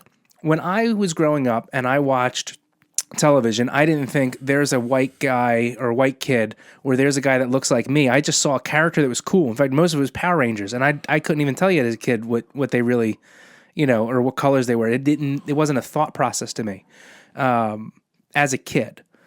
But today it's becoming such a thing where a black kid needs to look up to a black actor or a black whatever, and then a white kid needs to look up to this and that, and they're separating it. So if that's the mentality that a lot of these people are getting, the youth, who are they looking up to?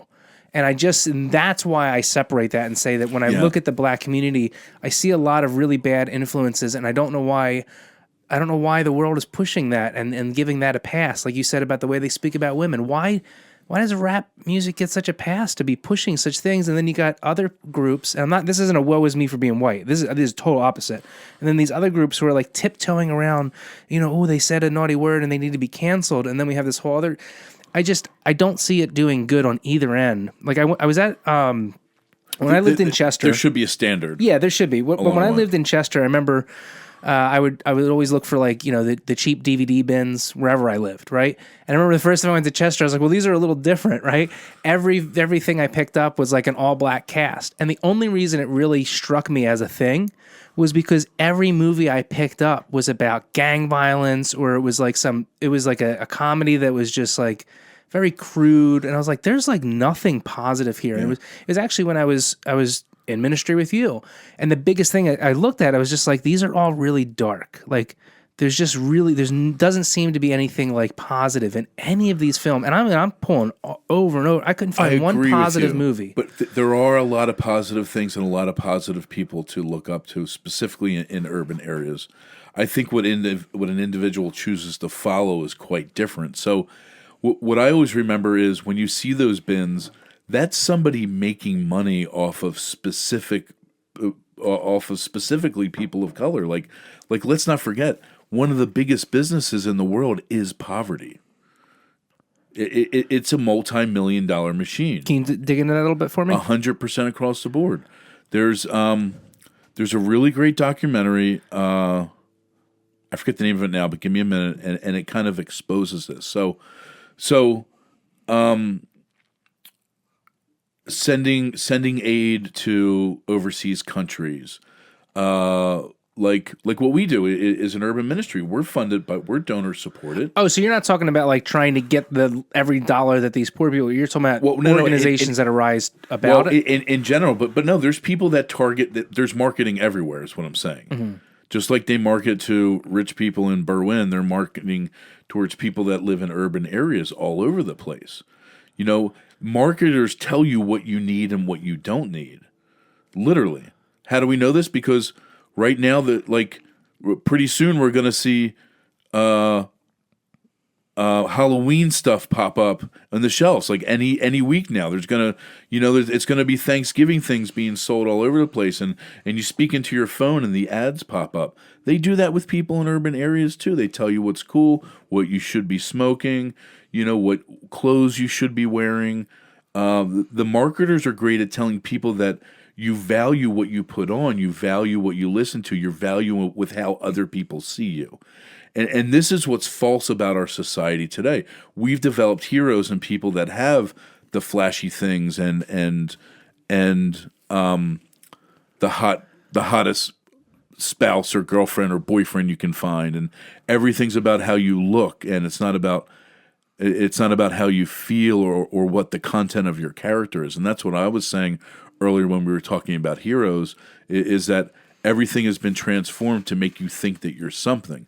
Really, when it comes to the body of Christ, and this is a lie in a lot of communities, nobody should ever say, I'm a blank Christian. Nobody should ever say, I'm a German Christian or Italian Christian or an African Christian or I'm a white Christian or a black. Nobody should ever say those things. Who I am is irrelevant. I'm supposed to be dead. I died when Christ came. It's supposed to be all about him. So I can't put anything before Christ, because then I make it about me and not about him. And the whole opposite happens when people sin. The lie in the garden was that you can become your own God. And we just see it play out a little bit different in urban areas because people don't have the money to hide what they're really into. When people get a little bit more wealthy, they can hide their internal sin. Well, when you're in urban areas and you live closer to other people and you have less money, it's harder to hide what you're into. This is why rich people can fly around the world and do all sorts of weird things with weird people all over. So it comes about a separation. That's really interesting. So think about it like that. So poverty becomes a big business because of government subsidies and so all right. So let's take an urban area like Chester, right? Well, somebody has to own the houses that the government's going to pay through Section 8 for them to live. So you buy up a bunch of houses and you have 100 houses in Chester. Well, that could be a good thing because that creates income for you. And maybe you're somebody that donates and gives money back to the community. We have people that support us that are in this exact same situation. They own hundreds and hundreds of houses, but the government's paying for that. So that makes people money. Well, if people get on welfare and they get government insurance, well, who pays that insurance bill? Well, that insurance company probably has stockholders, right? So when that stock goes up, who makes money? Well, probably the politicians that own stock in this company that's getting the bid for in there. When you're paying food stamps, well, that money goes back to the local people. When I was on the streets, you used to scam your food stamps. You get $150 at a time. You go into a place, they'll give you 75 cash. You give them their 150, right? Poverty is a money-making industry. It can make people a lot of money. I'll pay you money to go down and feed these people, housing, medical stuff. And the thing I love about the church is the church's responsibility was to help people just because it's the right thing to do. Like, we don't need to get paid to go out to help. We're going to help people because it's the right thing to do. And yes, because of your finances, we're able to do more with less. When organizations make billions of dollars, we can talk a little bit more offline on this, but there's been a lot of corporations that have come out that bring in billions of dollars, multi-millions of dollars that pay their CEOs hundreds of thousands of dollars or multi-millions of dollars a year that send aid all over the place. They become tax shelters for people hiding their donations, In this documentary, and I wish I could remember it off the top of my head, they were talking about what happened in Haiti when Haiti had the earthquakes, and a lot of nonprofits just descended on that place. I think I might have seen clips from this. Yeah, and popping up online. And the one guy called this guy in Haiti had a company where he was making solar lights to go out and they were selling to people to put outside their house and stuff. And then a nonprofit that came in and just gave away lights to everybody else and destroyed their business overnight. Well, who paid for those lights? Where did that stuff come from? And so, people are always looking on how they can, and I don't want to say exploit, but make money in any possible way. Do you know most politicians get funding from some type of pharmaceutical company? Mm-hmm. Most only as of recently did I find that out. Most pharmaceutical companies make their own data. They make their own data off their own testing. And well, I guess you're probably able to do that if you're spending millions and billions of dollars on farming politicians to vote a certain way for you to get what you want out of it. Like, the system is rigged in a way. It really is, for the haves and the have-nots. Our job is to share the gospel of Jesus Christ, to say, you know what, I'm not concerned about those things. They shouldn't happen. Nobody should be profiting off of people's ill will. Our job is to worry about the soul and to be wise as serpents and gentle as dove, and to love our neighbors and to be able to influence people for Christ. Like, God will have his way at the end of the day, no matter what we do. We can try to do whatever we want. But that boils down to, you're right, there's people that are living in dangerous times thinking that their hero is a guy that goes down the street and shoots somebody with a gun, because that's what they see every day, and those are the people that have power and an influence that live around them. And I want to say this, I don't want anybody to sell drugs, but on our block, the same guys that were on our corner when we moved in, our last community cleanup 2 times ago, and then our first barbecue and outreach, came up to me during the thing and said, Mr. John, if you ever want to do another community cleanup or another cookout, we'll pay for it. We believe in what you're doing. We want to see things change. And since you've been here, our block, our corner has changed. Now our hope is to see their lives changed through the gospel of Jesus Christ, and to see that whole thing stopped. But somebody coming in just to do that and leaving, I don't think gets anywhere near as close to people like that as you living there. I think that right there is a little exposure to the sacrifice you're making of being in the midst of it, and really just saying, hey, I'm not just here for the weekend, I'm not here for a social media post. Like, they could see where your heart's at, right? I mean, does it take a long time, or has it taken a long time for the community to really accept you as being part of it, or do some of them still not? No, not at all. So you got to remember, I came out of prison to Chester. And so I came from the streets to prison, and I got released back to the streets homeless. So, like, I was born in Chester, raised outside, but I've been in there since 2007, March 7th, 2007.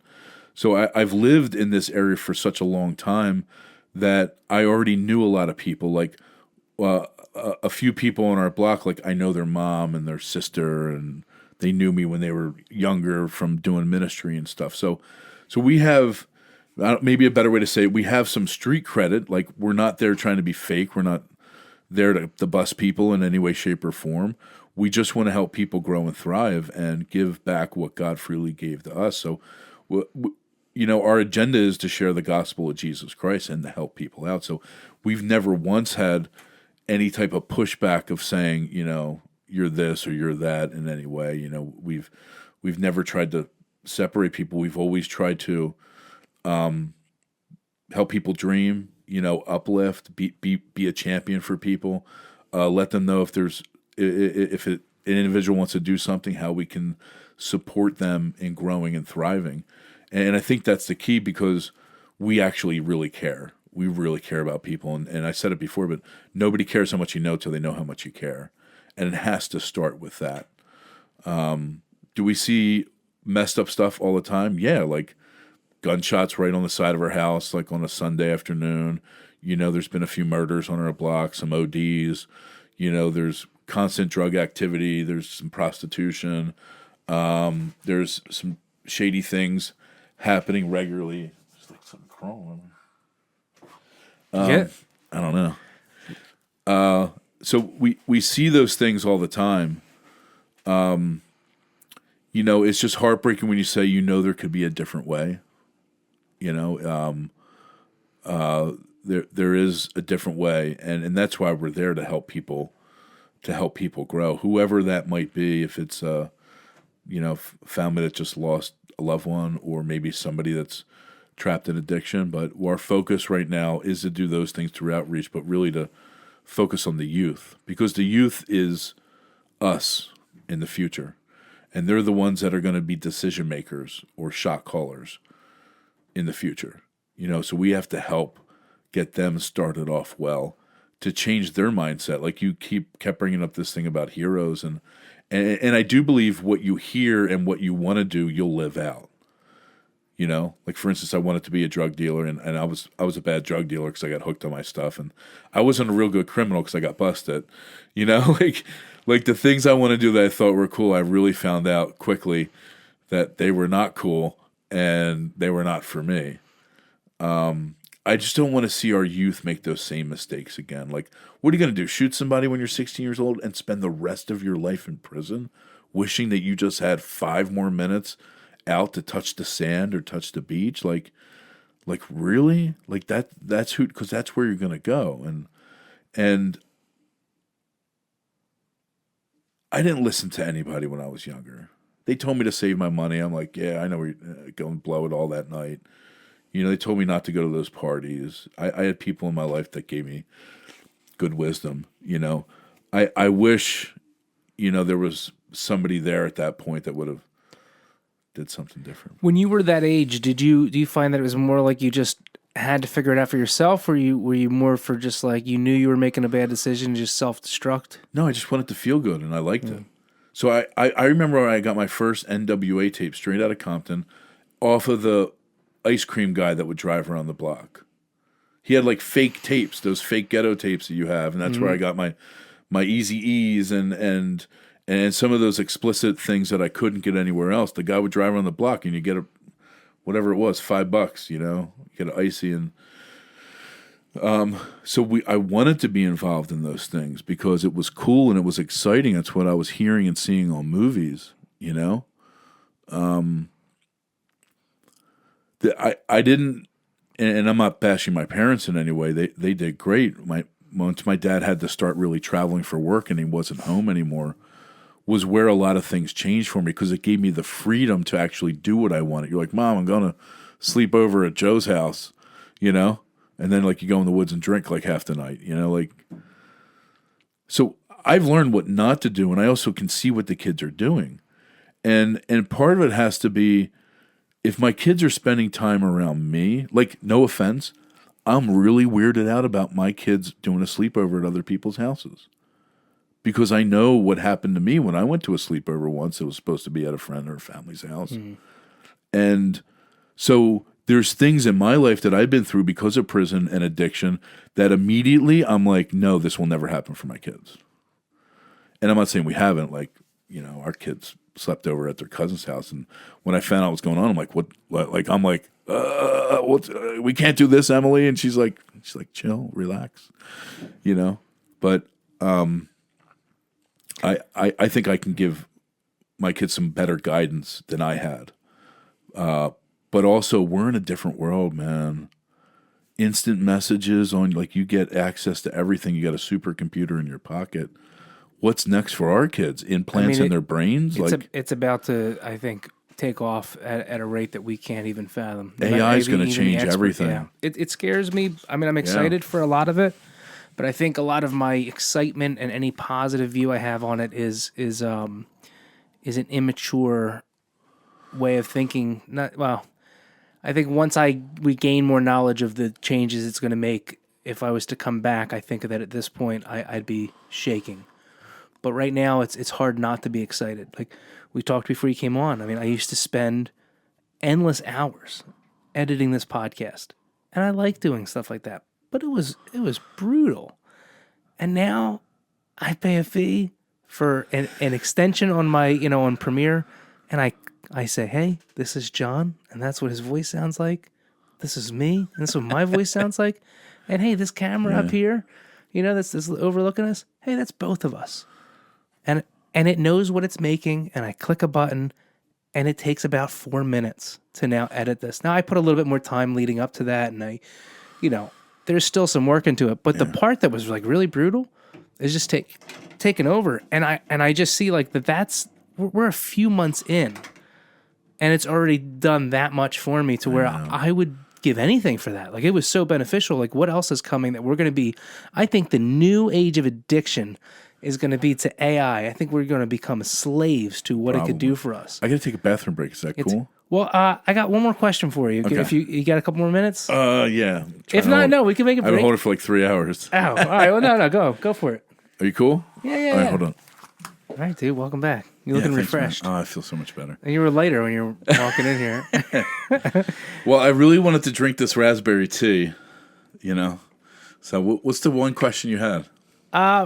So we've talked a lot about Chester and different things, and I'm just curious if money wasn't, an object, if obstacles weren't in your way, what would it take? And I know an easy answer could be God, but what's some actually like strategic ways that you would take in changing Chester from the inside out and what would the end result look like to you? Like, what do you think is possible if nothing was in your way?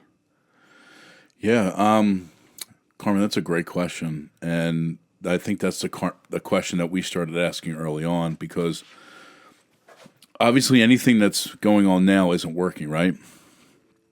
It's producing what's happening. On a big scale, yeah, absolutely. So, and I don't mean everything. There's a lot of great programs. If I could plug anybody, it would be Paramount Recovery House, but also Corey Long from a group called Making a Change group inside the city of Chester. They're actually working on initiatives on a bigger scale. The number one, so money won't change it. Actually, if you gave more money to the city of Chester, it would be helpful to clear the books and to get us out of debt and to help make some changes. But in one study I read, they gave $100 million to the city of Camden. I think Mark Zuckerberg from Facebook gave Meta, whatever, gave $100 million to the city of Camden. They found out when they did their study later on that the city was worse off after they got the $100 million than they were before.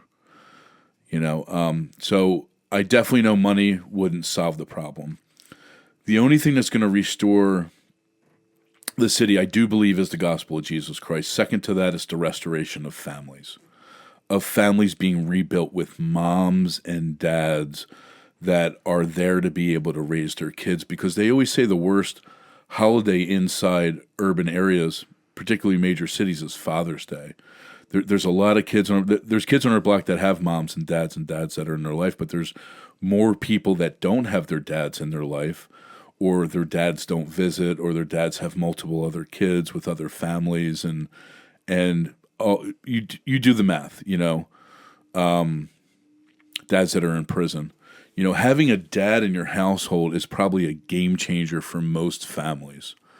And to me, if there was one thing that we could do, was take finances, whatever it would take, not giving people money, but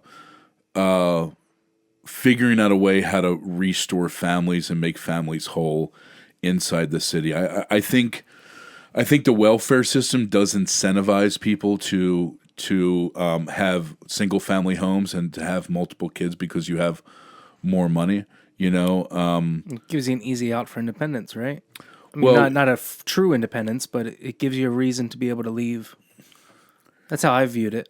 Yeah, well, that could be an element of it, but it's also a way to kind of get what you can today. So part of living in crisis mode or challenging is just worrying about today.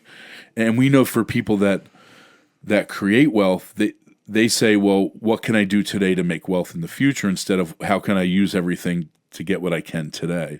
And there's a lot of trauma that happens in kids that are exposed to violence and tragedy at a young age, which tends to be the MO in urban areas. They're usually higher crime areas with, multiple different challenges that you wouldn't typically see in wealthier neighborhoods. And so restoration of family is probably the biggest thing. The second would be the school system changing. I believe in school choice. I think kids should be able to go to school anywhere. I don't think that they're starting to talk about school choice now with vouchers, meaning they want to give people vouchers to go to private schools.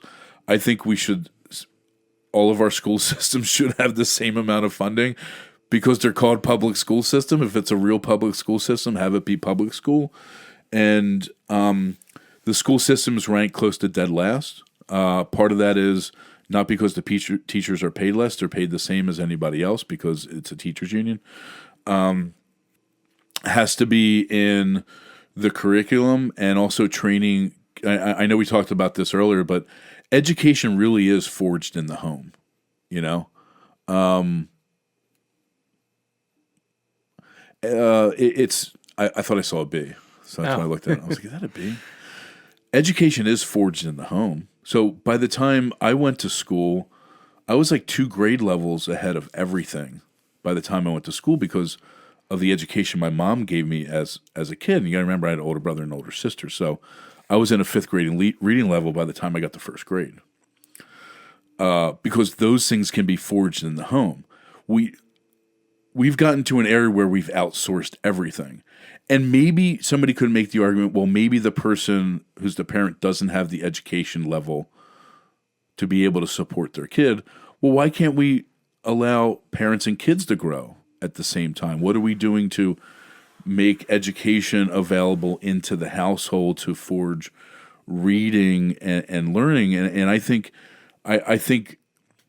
the conspiracy of systems don't want people in urban areas to be educated or to read or to learn and grow so they can kind of keep them in their spot and keep them confined. Like there's so many brilliant people on just in our block and in our area that are gifted in so many areas.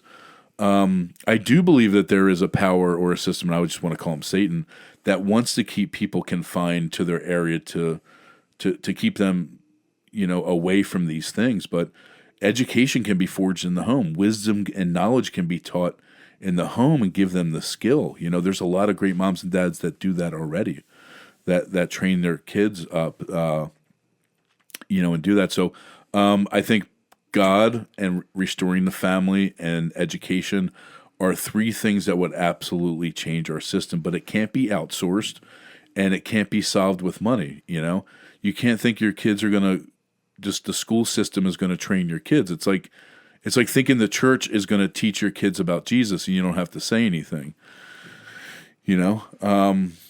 So I think those were the 3 things that we wanted to work on right away, which we're doing with Greenhouses, sharing the gospel of Jesus Christ, working on the restore families, and understanding that this is a long-term process and it has to be home to home. It can't be city by city.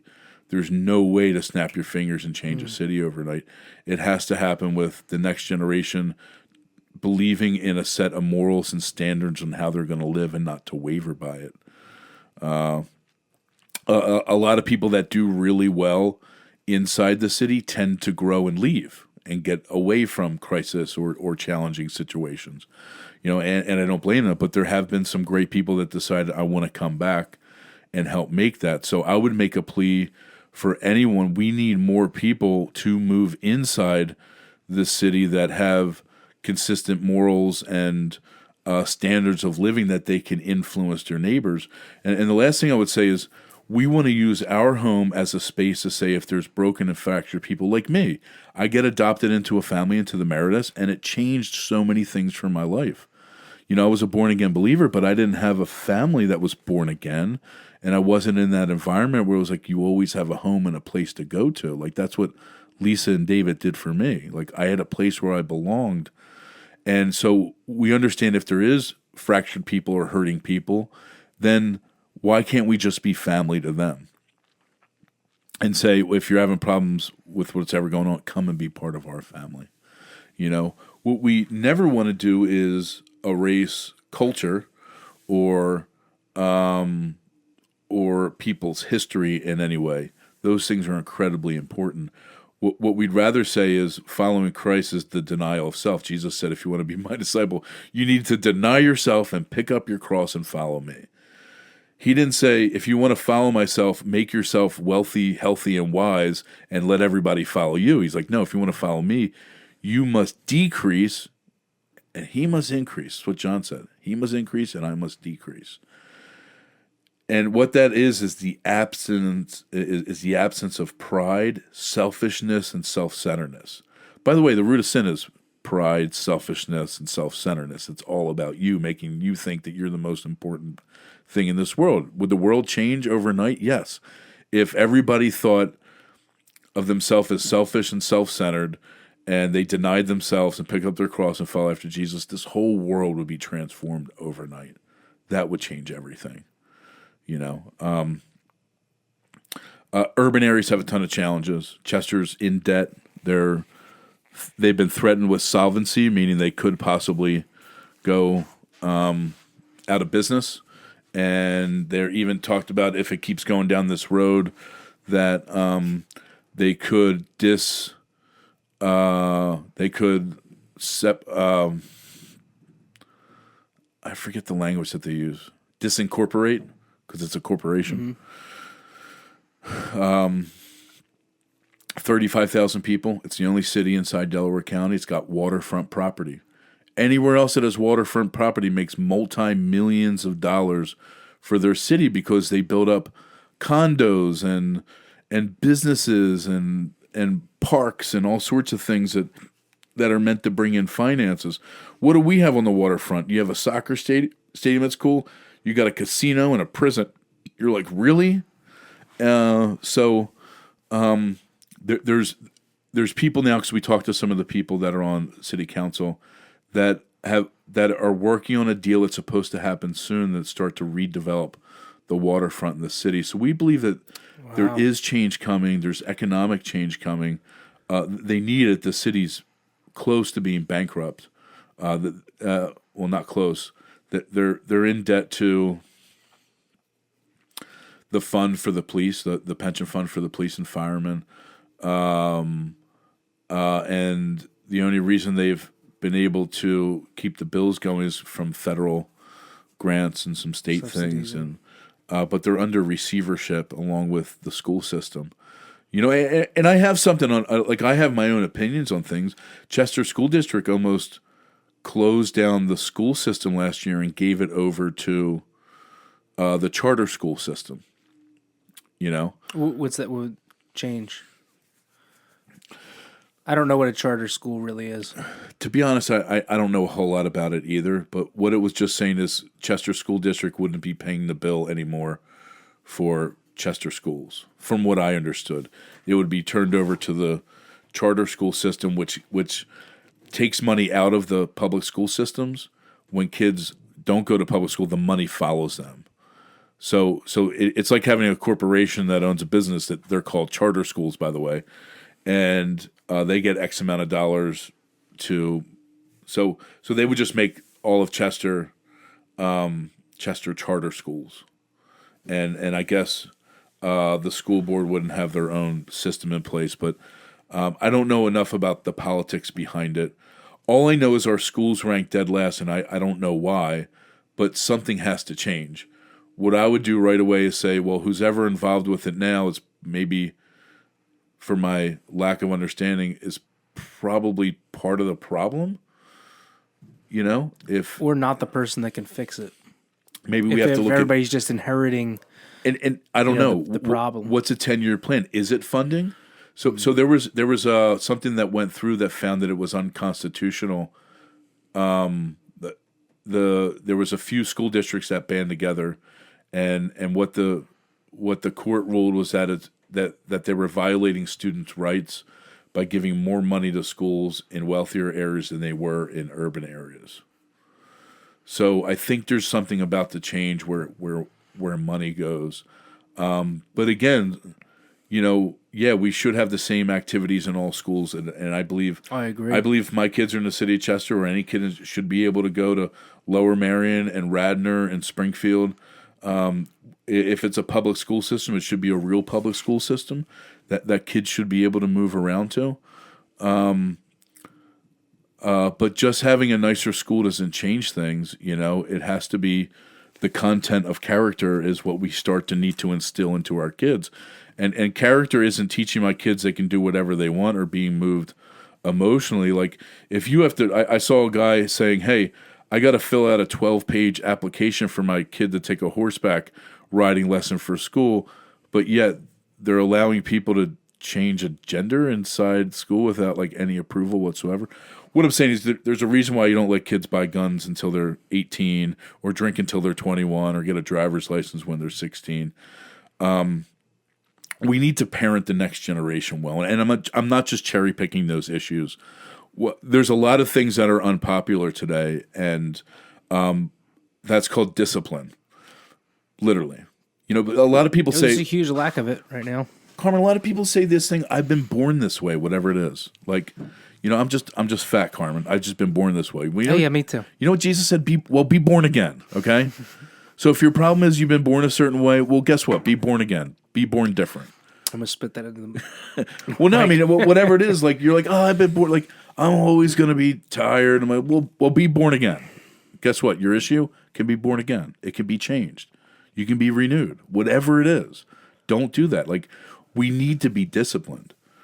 Like, I really think if man, my parents should have gave me more of the belt, like when I think it would have changed a lot of things in my life.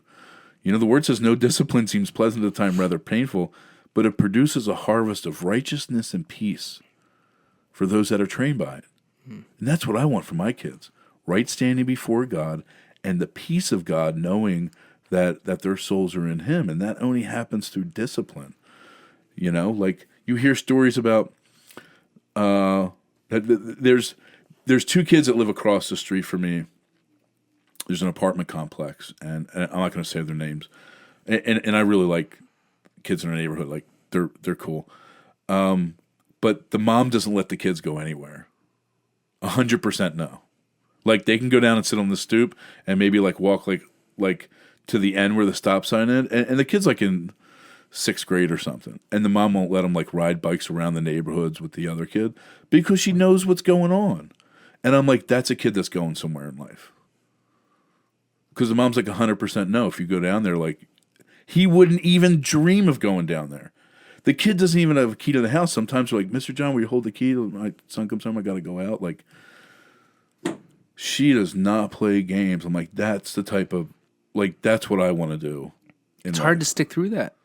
Yeah, it's easy to just say, go away, kids. Just go run around. Like, that's what we need more of. Yeah. We need parents to be parents again. Apparently, you're not parents. Amen. John, thank you so much for coming out again. I really appreciate it, and I hope I could talk for another 5 hours if you want. I'm sure you could. We'll have to have I'll have you back on, dude. Anytime. I love having you over, especially since you're so close, trying to give my information away. But yeah, dude, I really appreciate it. If you go to ghproject.org and find my email, info@ghproject.org, I'll tell you where Carmen lives. Yeah. Is that how? If anybody wanted to make a donation or find out any information, or if they needed help and they're in the area, great. Is that the best place to reach you? ghproject.org. Most things are on our website. Our after-school programs for kids are on there. Church times. But we have a phone number at 610-874-2753 that you could call, and we usually have somebody respond within one business day, or answer when we're open. But most times you can just come see us Sunday through Thursday at 44 East 23rd Street, Chester, PA. It's where our ministry house is, and it's open. We have social media. Our messages are on YouTube, Instagram, and Facebook. But if somebody needs help, just reach out, and that's why we're here. We want to really see people grow and thrive. Deep Fried Thoughts, it's the best podcast. Deep Fried Thoughts. Don't worry, we're working on a better intro.